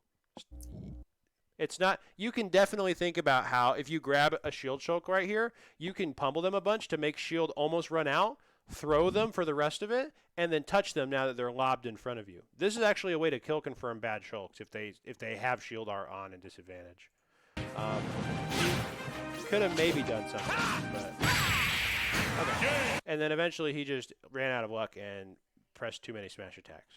So you win that game, no problem. Okay, nice. There's a lot of stuff going on here.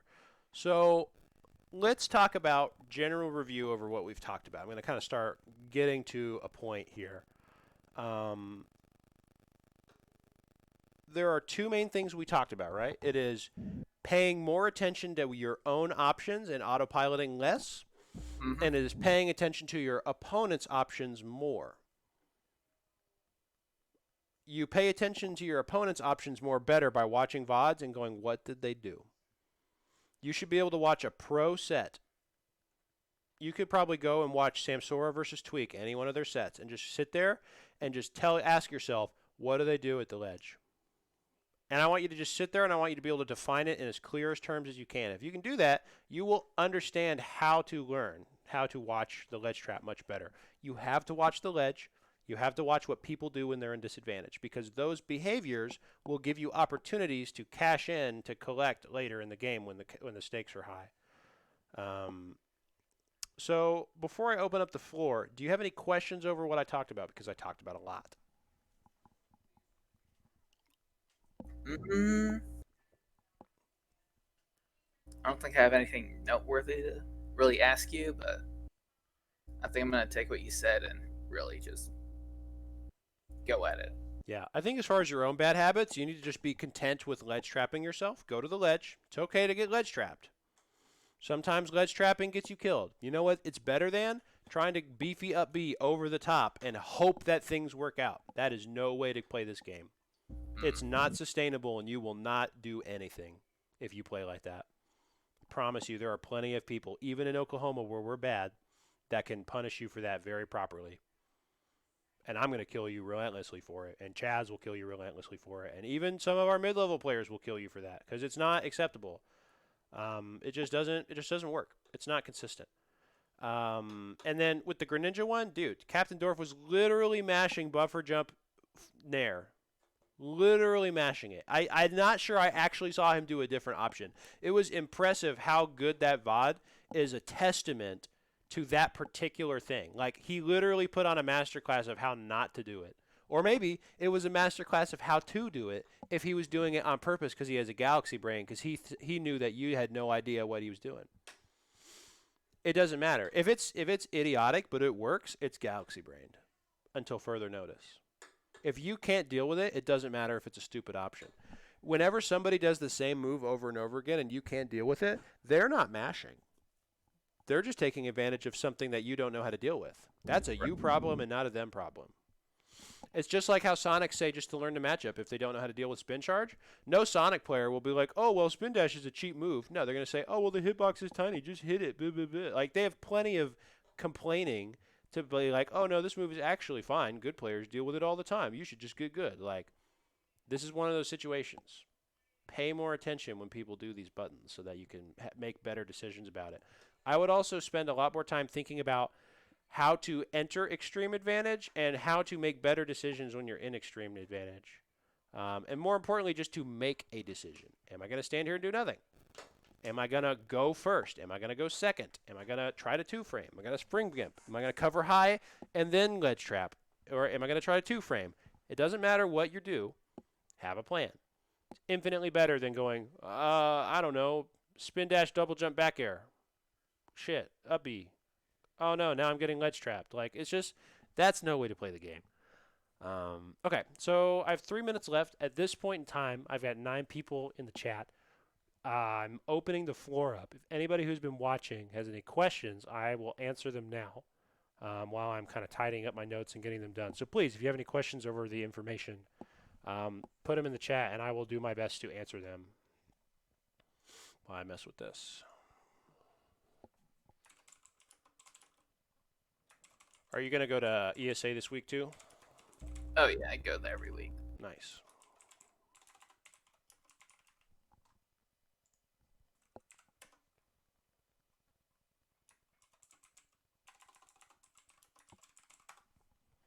Okay, I'm going to send both of these to you.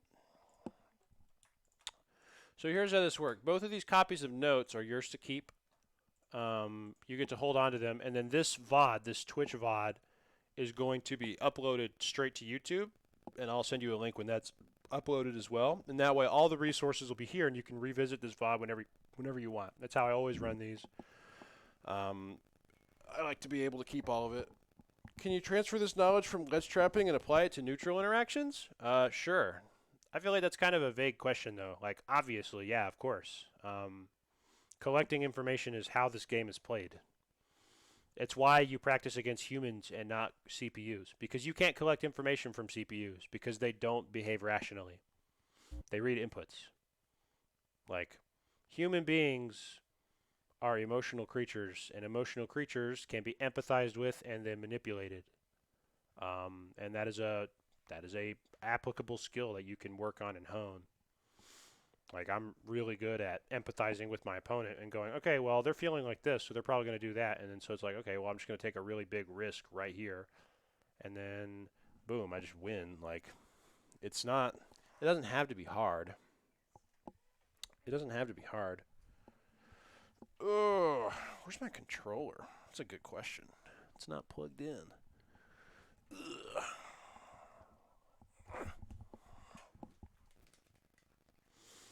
I want to try something. But yeah, if you focus on the stuff that I talked about, I think you'll be in a better position to start taking control of your gameplay and not just looking like another mid-level player, because you lack a lot of direction in your decision making, and it gets you killed. And you also skip a lot of steps when de-escalating out of disadvantage, and that also gets you killed. Or at least extends your disadvantage more than it needs to. Yeah. Reversaling somebody to skip steps, escaping out of disadvantage, needs to be the exception and not the rule. Period. Period. Period, the end. Let me turn this off. Okay, so kind of to end this, I'm going to go onto Elite Smash, and I'm going to play somebody. And I'm going to attempt to just vocalize what I observe about my opponent while I'm playing. Not really thinking about anything. Not really working hard, just kind of chilling.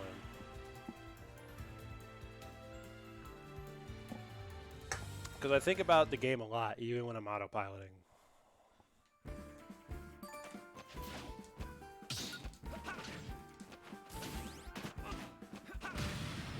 Ooh, auto cancels.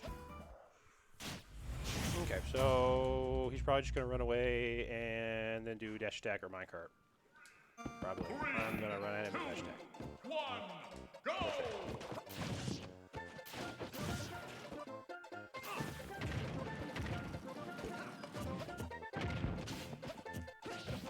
Cool, minecart.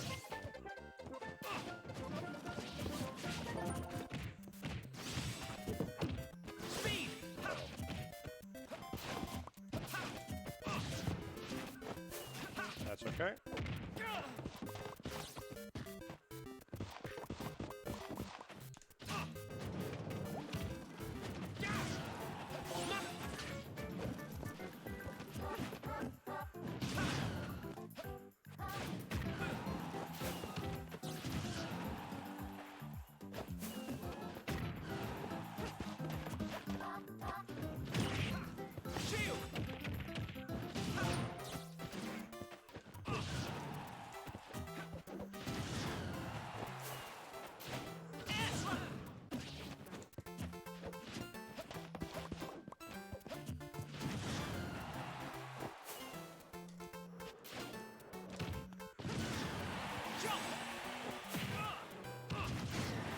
Get iron.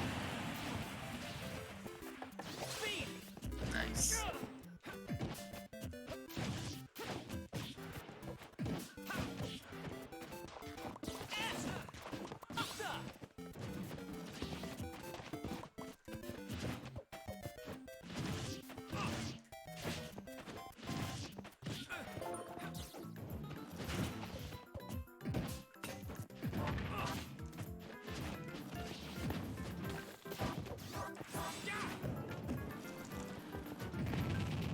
Ah, I thought I could speed. Who's up?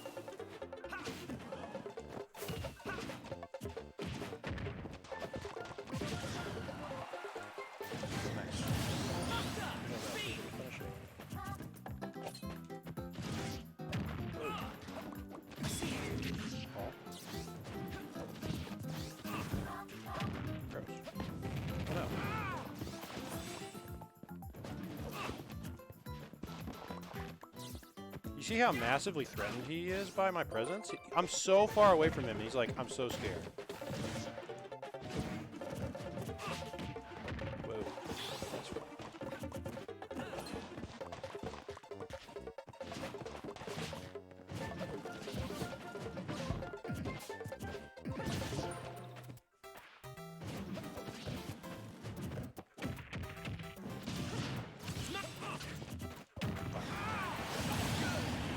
Fuck with that.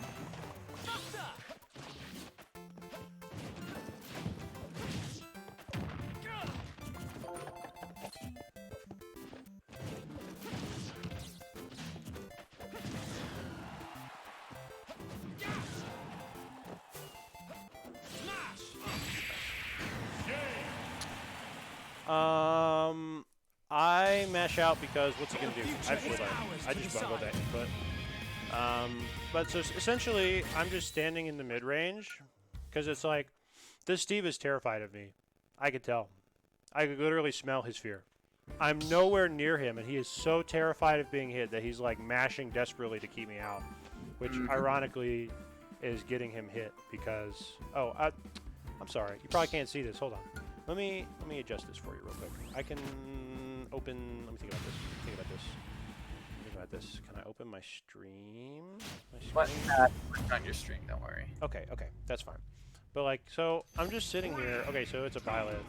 I'm just gonna. Okay, take care of me back. That's fine.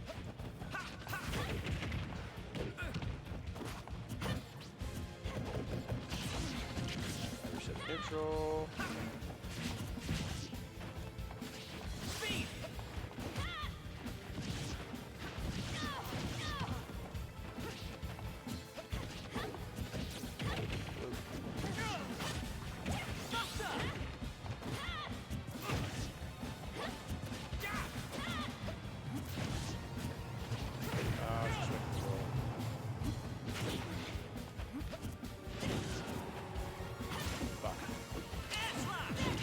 I brought the jump. I deserve that.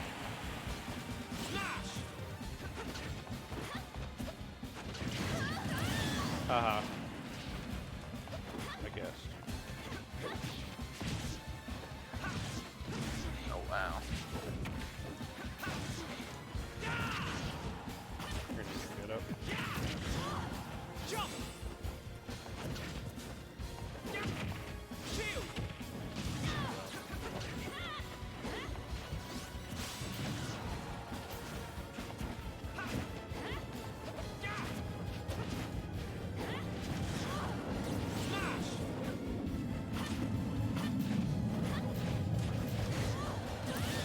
They tried.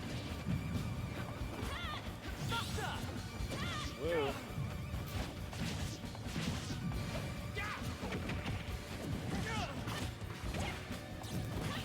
That was cool. That was cool. Definitely a Wi-Fi player though.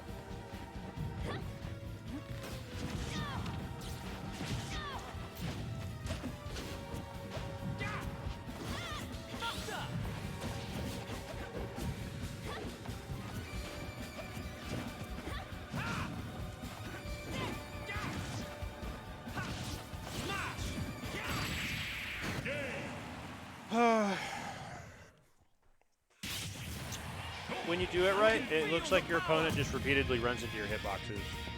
But I am just empathizing with my opponent, and I am gauging their level of frustration and how panicked they are, how well I think they're handling disadvantage and what their composure is. And sometimes I smell fear, and when that happens, you're pretty much screwed. 3, 2, 1. I'm gonna jump this time. Yep. Okay, cool. Okay, so this person clearly likes that game. Good for them.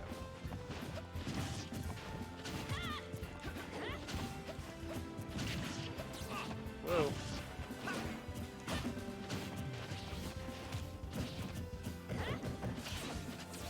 It's okay. That's okay. Whoa, that's okay. That's okay. I'm fine. Yep. Dash attack.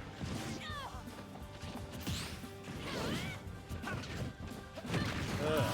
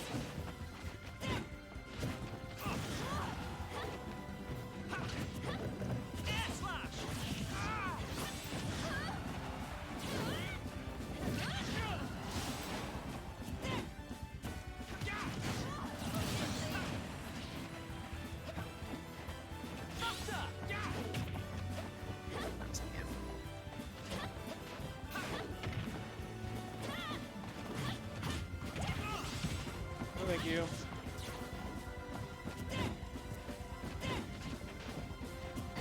Oh, I got cheesed. That's okay. Games with mid-game commentary are difficult.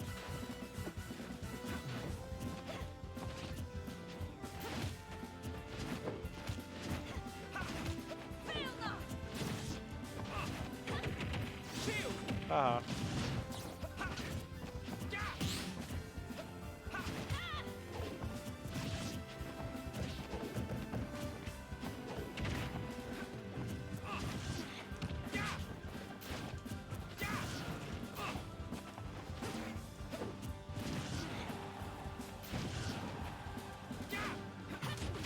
Wow. Fuck that there.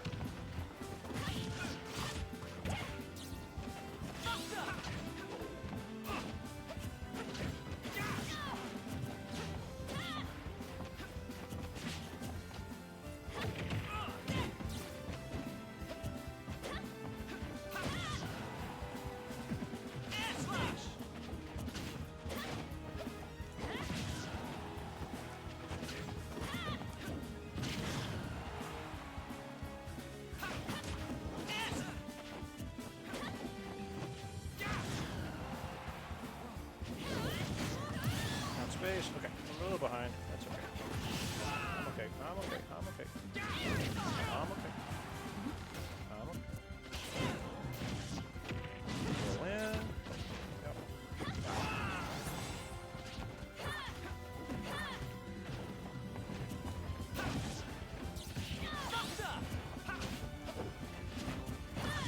I got screwed. Oh. If I play them again, I know what changes I can make.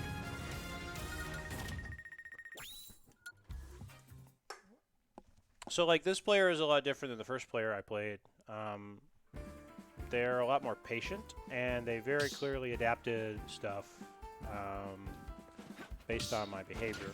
So this time, I think I am just going to be a lot more aggressive and pressure their shield more, because they're super, super turbo mashing, and they're also being a lot more careful of my mid-range poke, which is good. I've conditioned them to slow down, which means now I can start breaking their zone. So I am going to.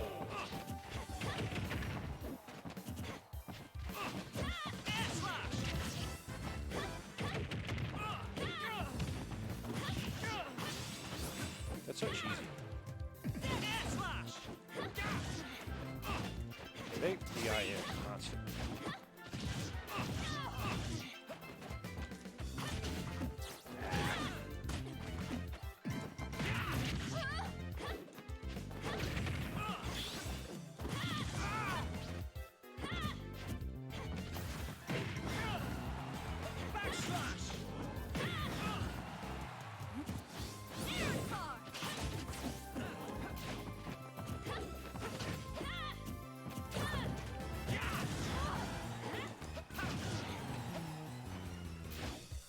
Fuck.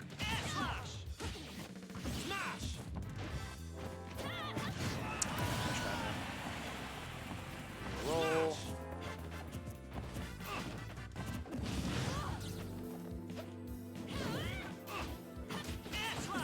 Oh no, I got body blocked. That's okay. It's just Wi-Fi.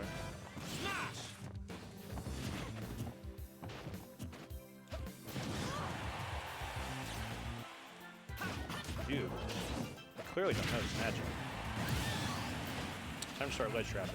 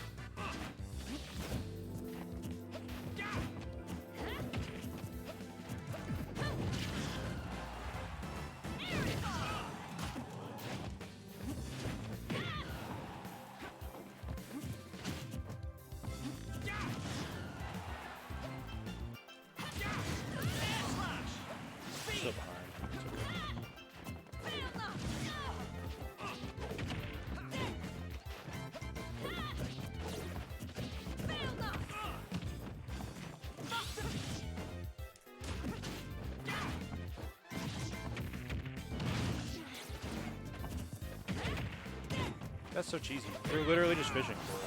I'm fine. Yep. Oh no.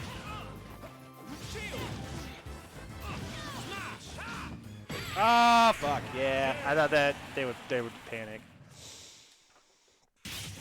The session's essentially over at this point. I'm just trying to, I don't know. It's tough for me to focus and also vocalize what I'm talking about. I feel like I always say little stuff, but big stuff is tough. I'm trying to think about what adaptations I would need to make based on what I'm observing about this player. I think the big thing is that I need to do more jab checks, probably. That's okay. That's an easy enough adjustment. And I also need to ledge trap more, because clearly the edge guards are not working. They're utilizing the maximum range of Byleth's mix-ups, and Byleth's recovery is not bad.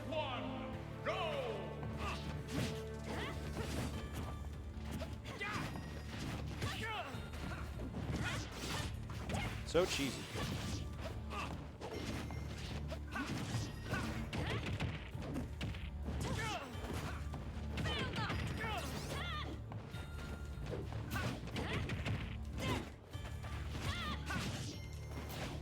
What?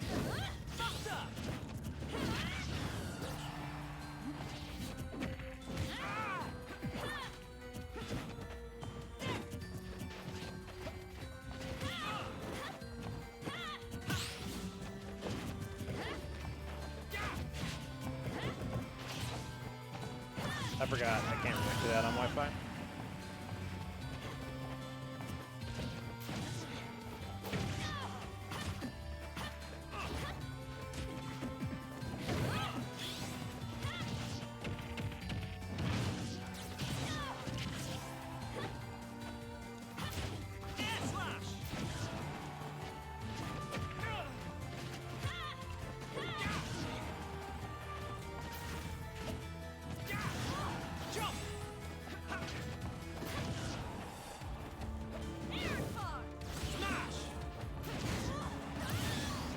Trapping is definitely the move.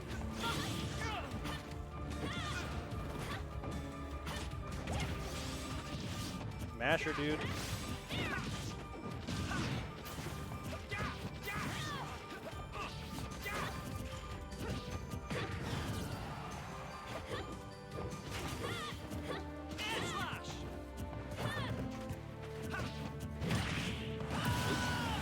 That's okay. This player pressures with the mirror.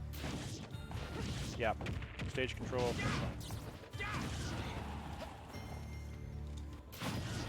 excellent.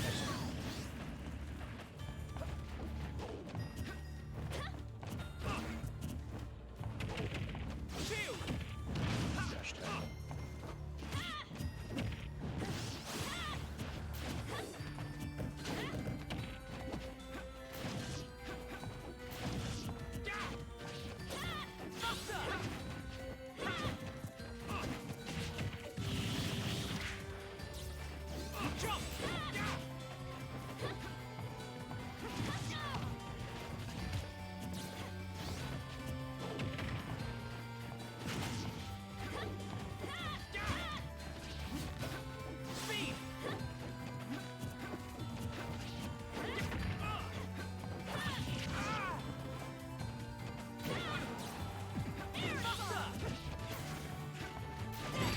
Tipper? I'm dead, aren't I? Yeah. Feels bad, man. Each battle, a chance to grow. Yeah, I haven't played against a Byleth in a while, so it seems to me that this player really prefers this thing where they just like fish for up air and then catch line landings with up B. And that's like something I can try to avoid. It seems pretty difficult to counter though, so that's okay. I don't actually think this matchup is super bad for Byleth, especially because edge guarding her is hard because her options are so good. They made her tether gigantic, right? So it's kind of difficult to deal with, especially because she has so many mix-ups at the ledge as well, and has a tether to rehang.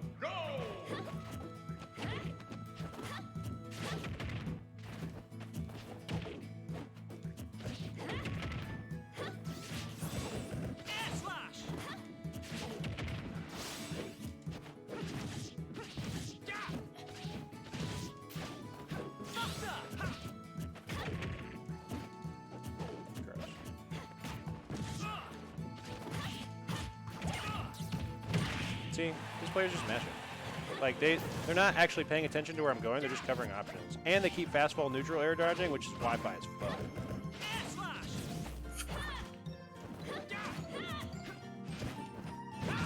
Wi-Fi is hell. Yep. Yep, you're dead. That's like two of them. Super dead. No, they didn't even try.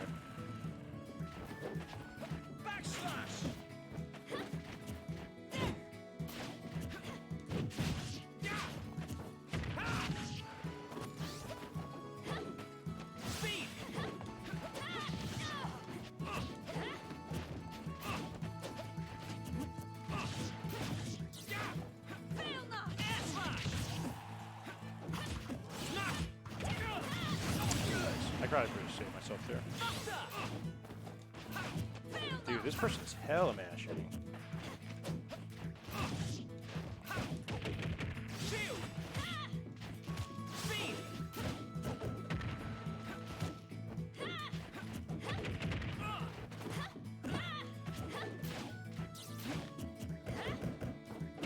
Yeah.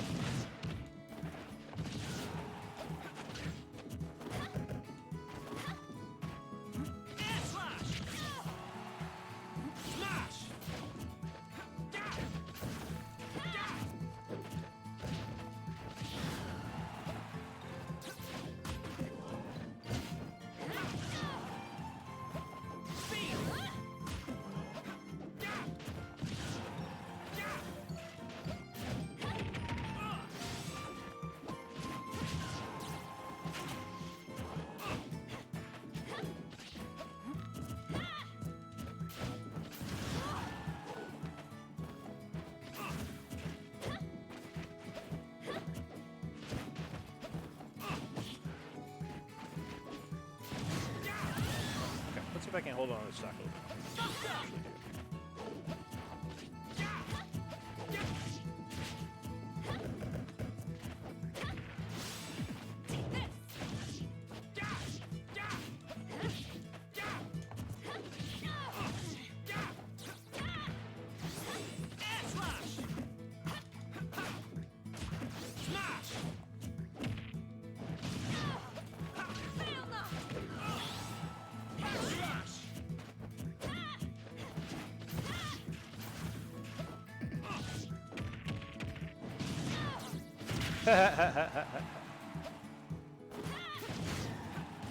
Yeah. I Wi-Fi'd them back. I got through that pretty good. Oh. I think this is where I call it then. Okay. Appreciate that. Thanks for tuning in, man.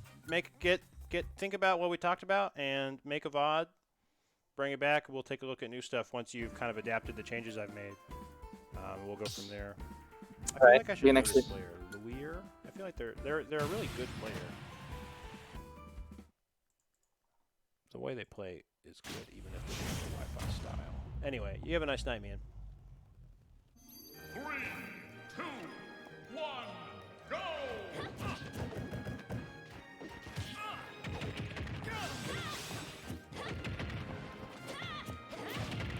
Violet there is actually toxic on Wi-Fi because you can't react to the landing hitbox. This person's just doing defensive mix-ups every time, knowing that I can't react. Wow, look at me.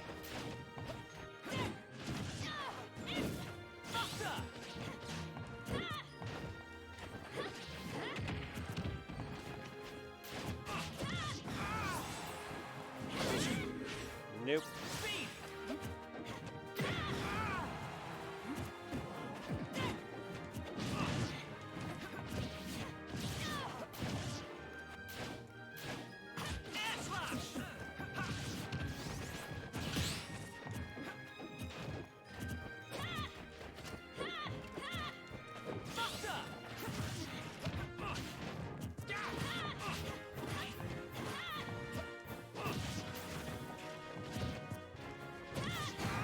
Yeah, I shouldn't have, but I did.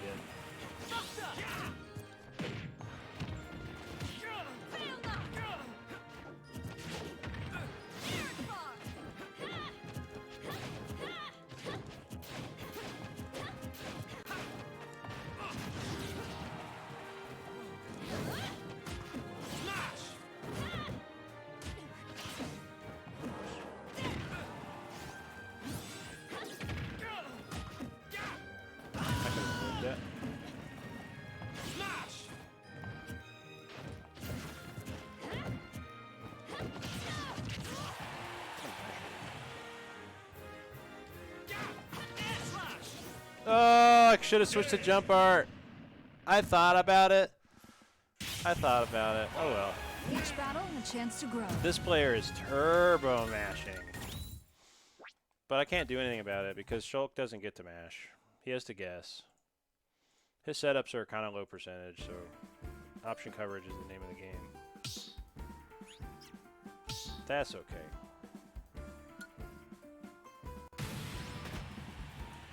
By this point, I should just be doing better. Does my bear outrange? It doesn't matter. Both moves are pretty similar range. Both moves are pretty similar range.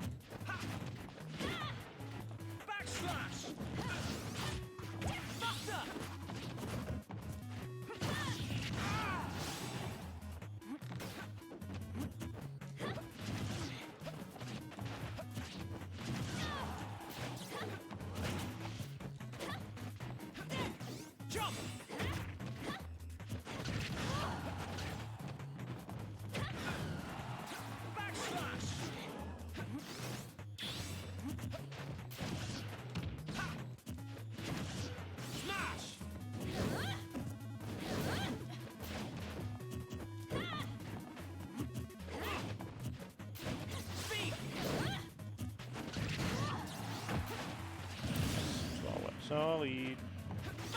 Just so I don't die.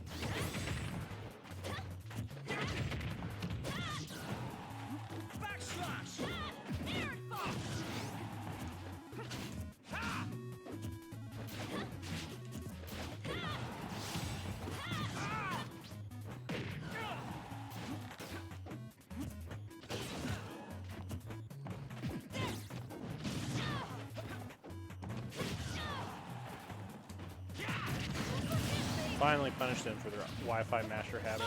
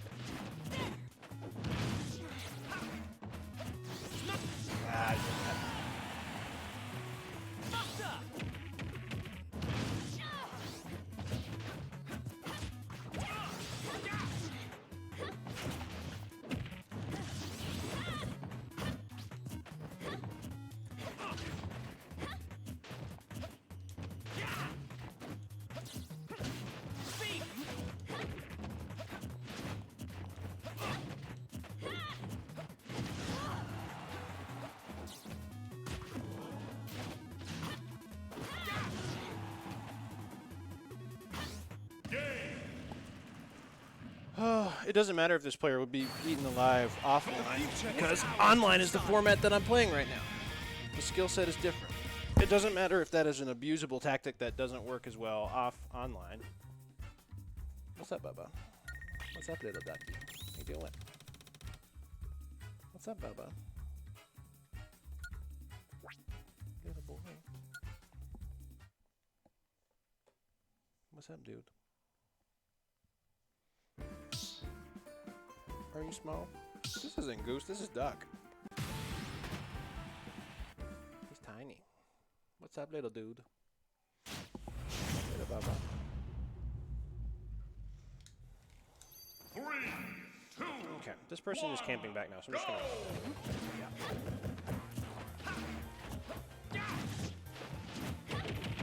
shield.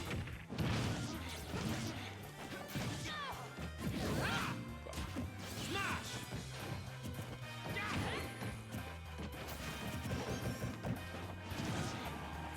Speed.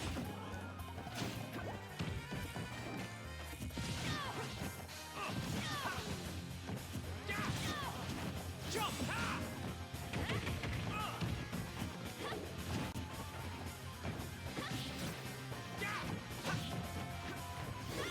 Buster.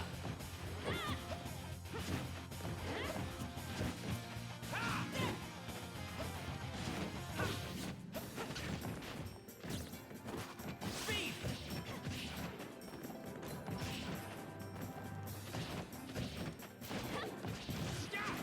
Smash.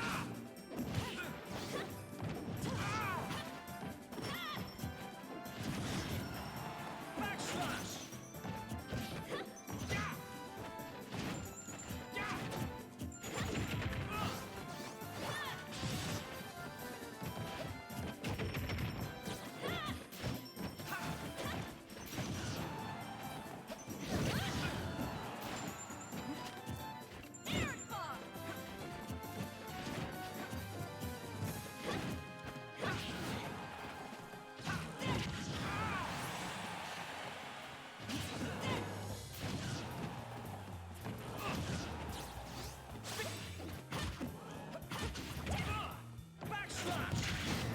Backslash. Fuck. Fine. Yep.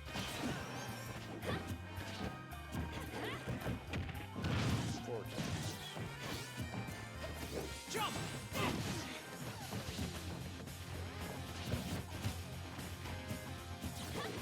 Shield. Backslash.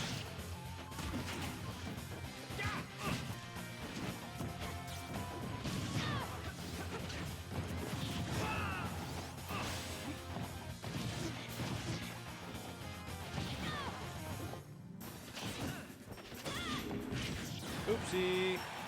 Slash. Jump. Smash. Oopsie. Ah!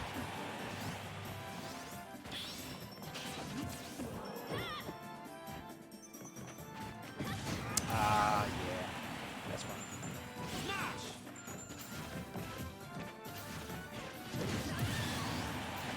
Corner pressure.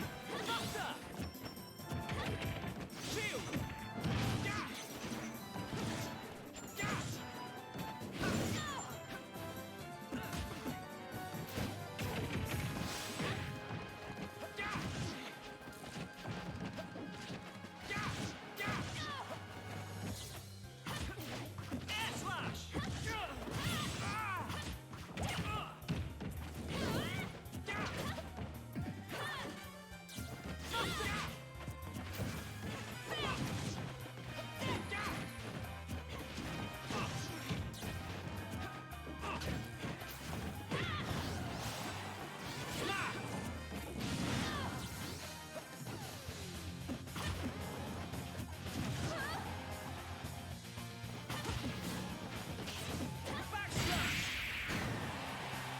Jump! Backslash!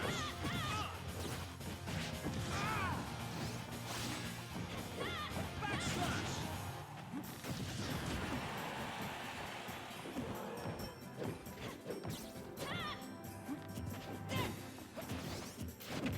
Am I dead? Probably. Got it. Smash!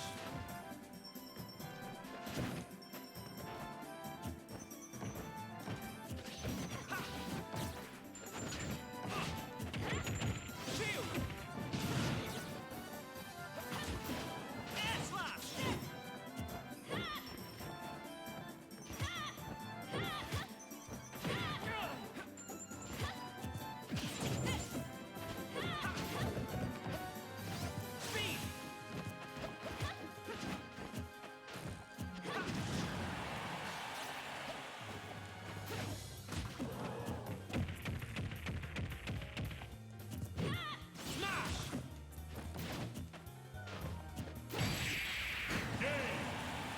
That's just scary.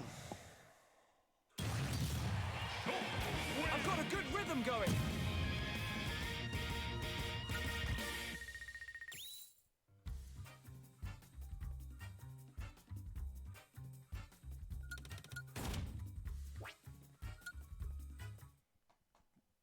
I feel like I recognize this tag. I wouldn't be surprised if this was just some random good player playing Elite Smash. Oh, they're gone. Okay. Feels bad, man. I don't know. I'm just kind of vibing at this point. Obviously, the person who was doing the lesson is long gone. I'm just kind of hanging out. But, I don't know. It's been a while since I got to kind of sit down and play. It's nice to hang out with all the homies, man.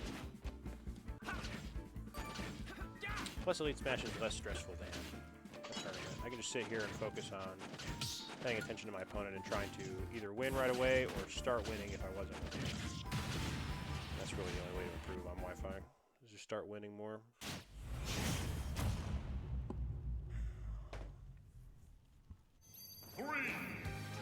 Another Byleth.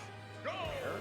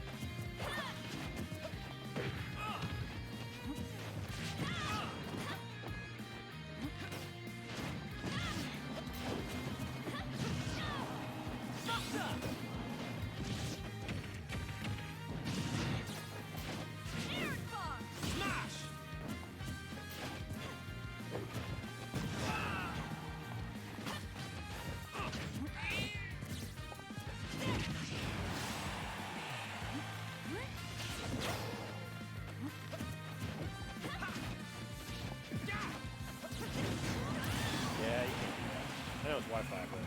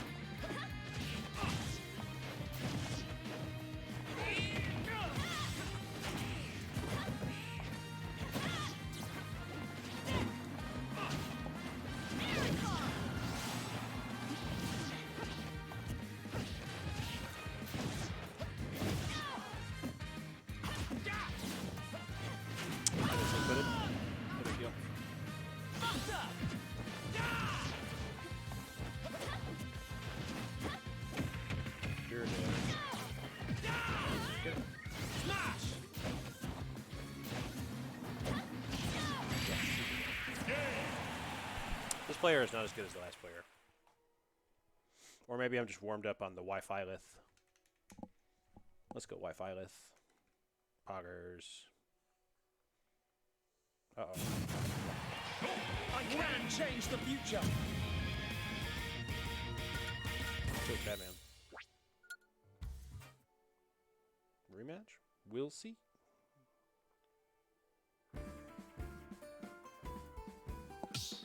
Oh, yeah, they left.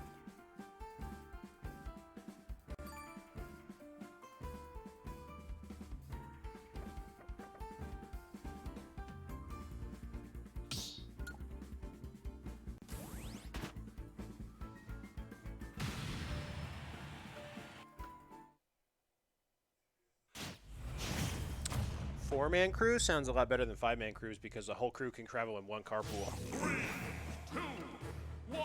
I'm going to not jump. Go ahead. Side B. I know you won.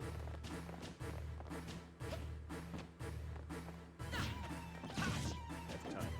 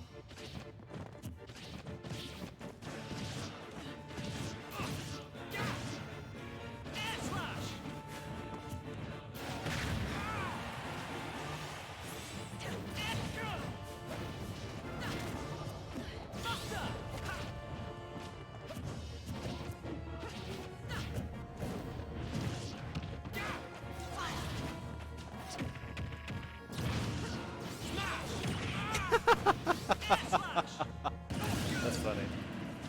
Can you roll?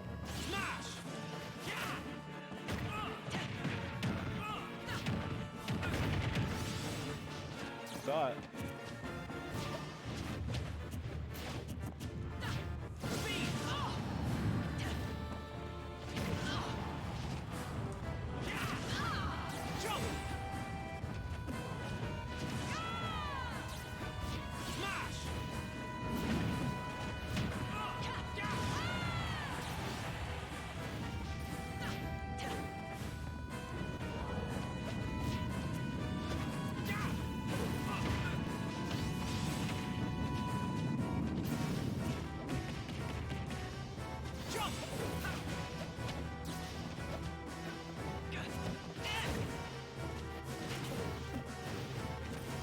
Yay, I did it. It's crazy how lost bios get when you just stop it. I've got a good rhythm going.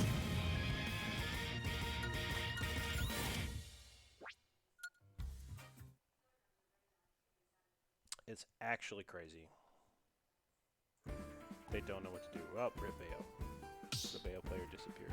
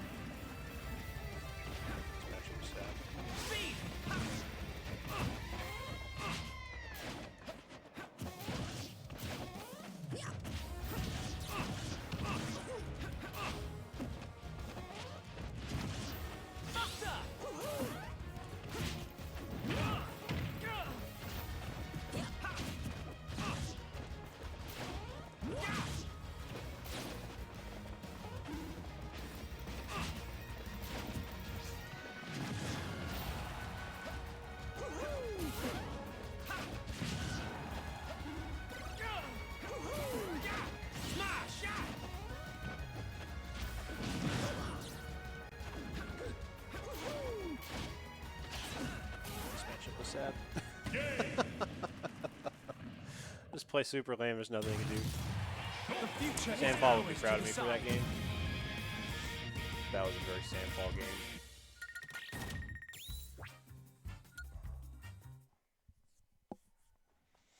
I played lame as hell. What does he even do? Now he's back for more. Maybe this time he's figured out the secret to getting in.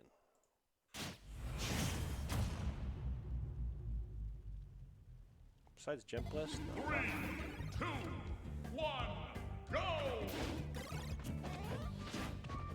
Oh, the lag switch, dude.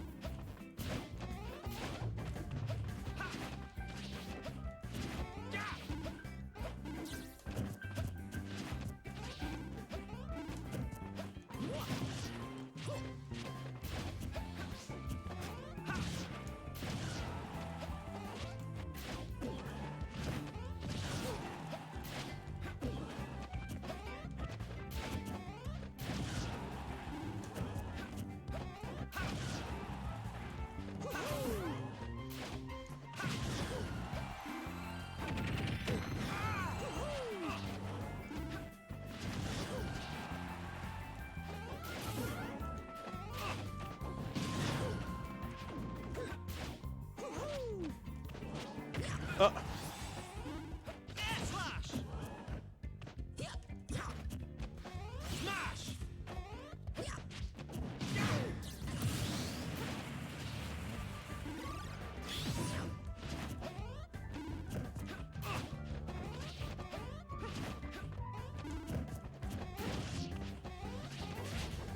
Speed.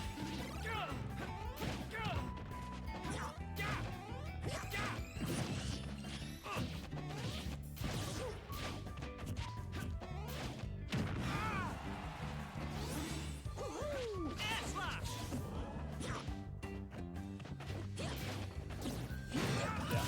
Thought I was gonna escape. Thunder.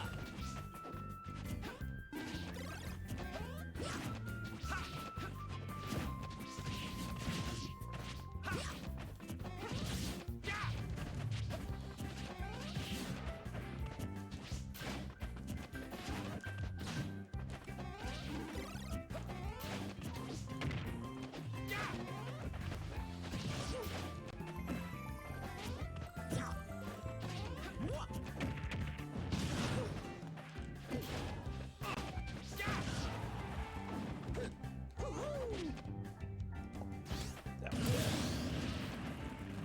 Thunder.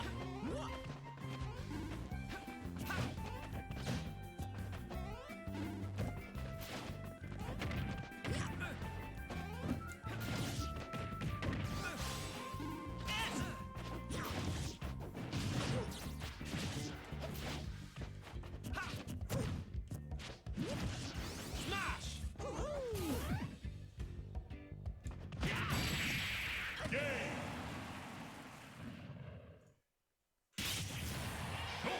I got through that pretty good.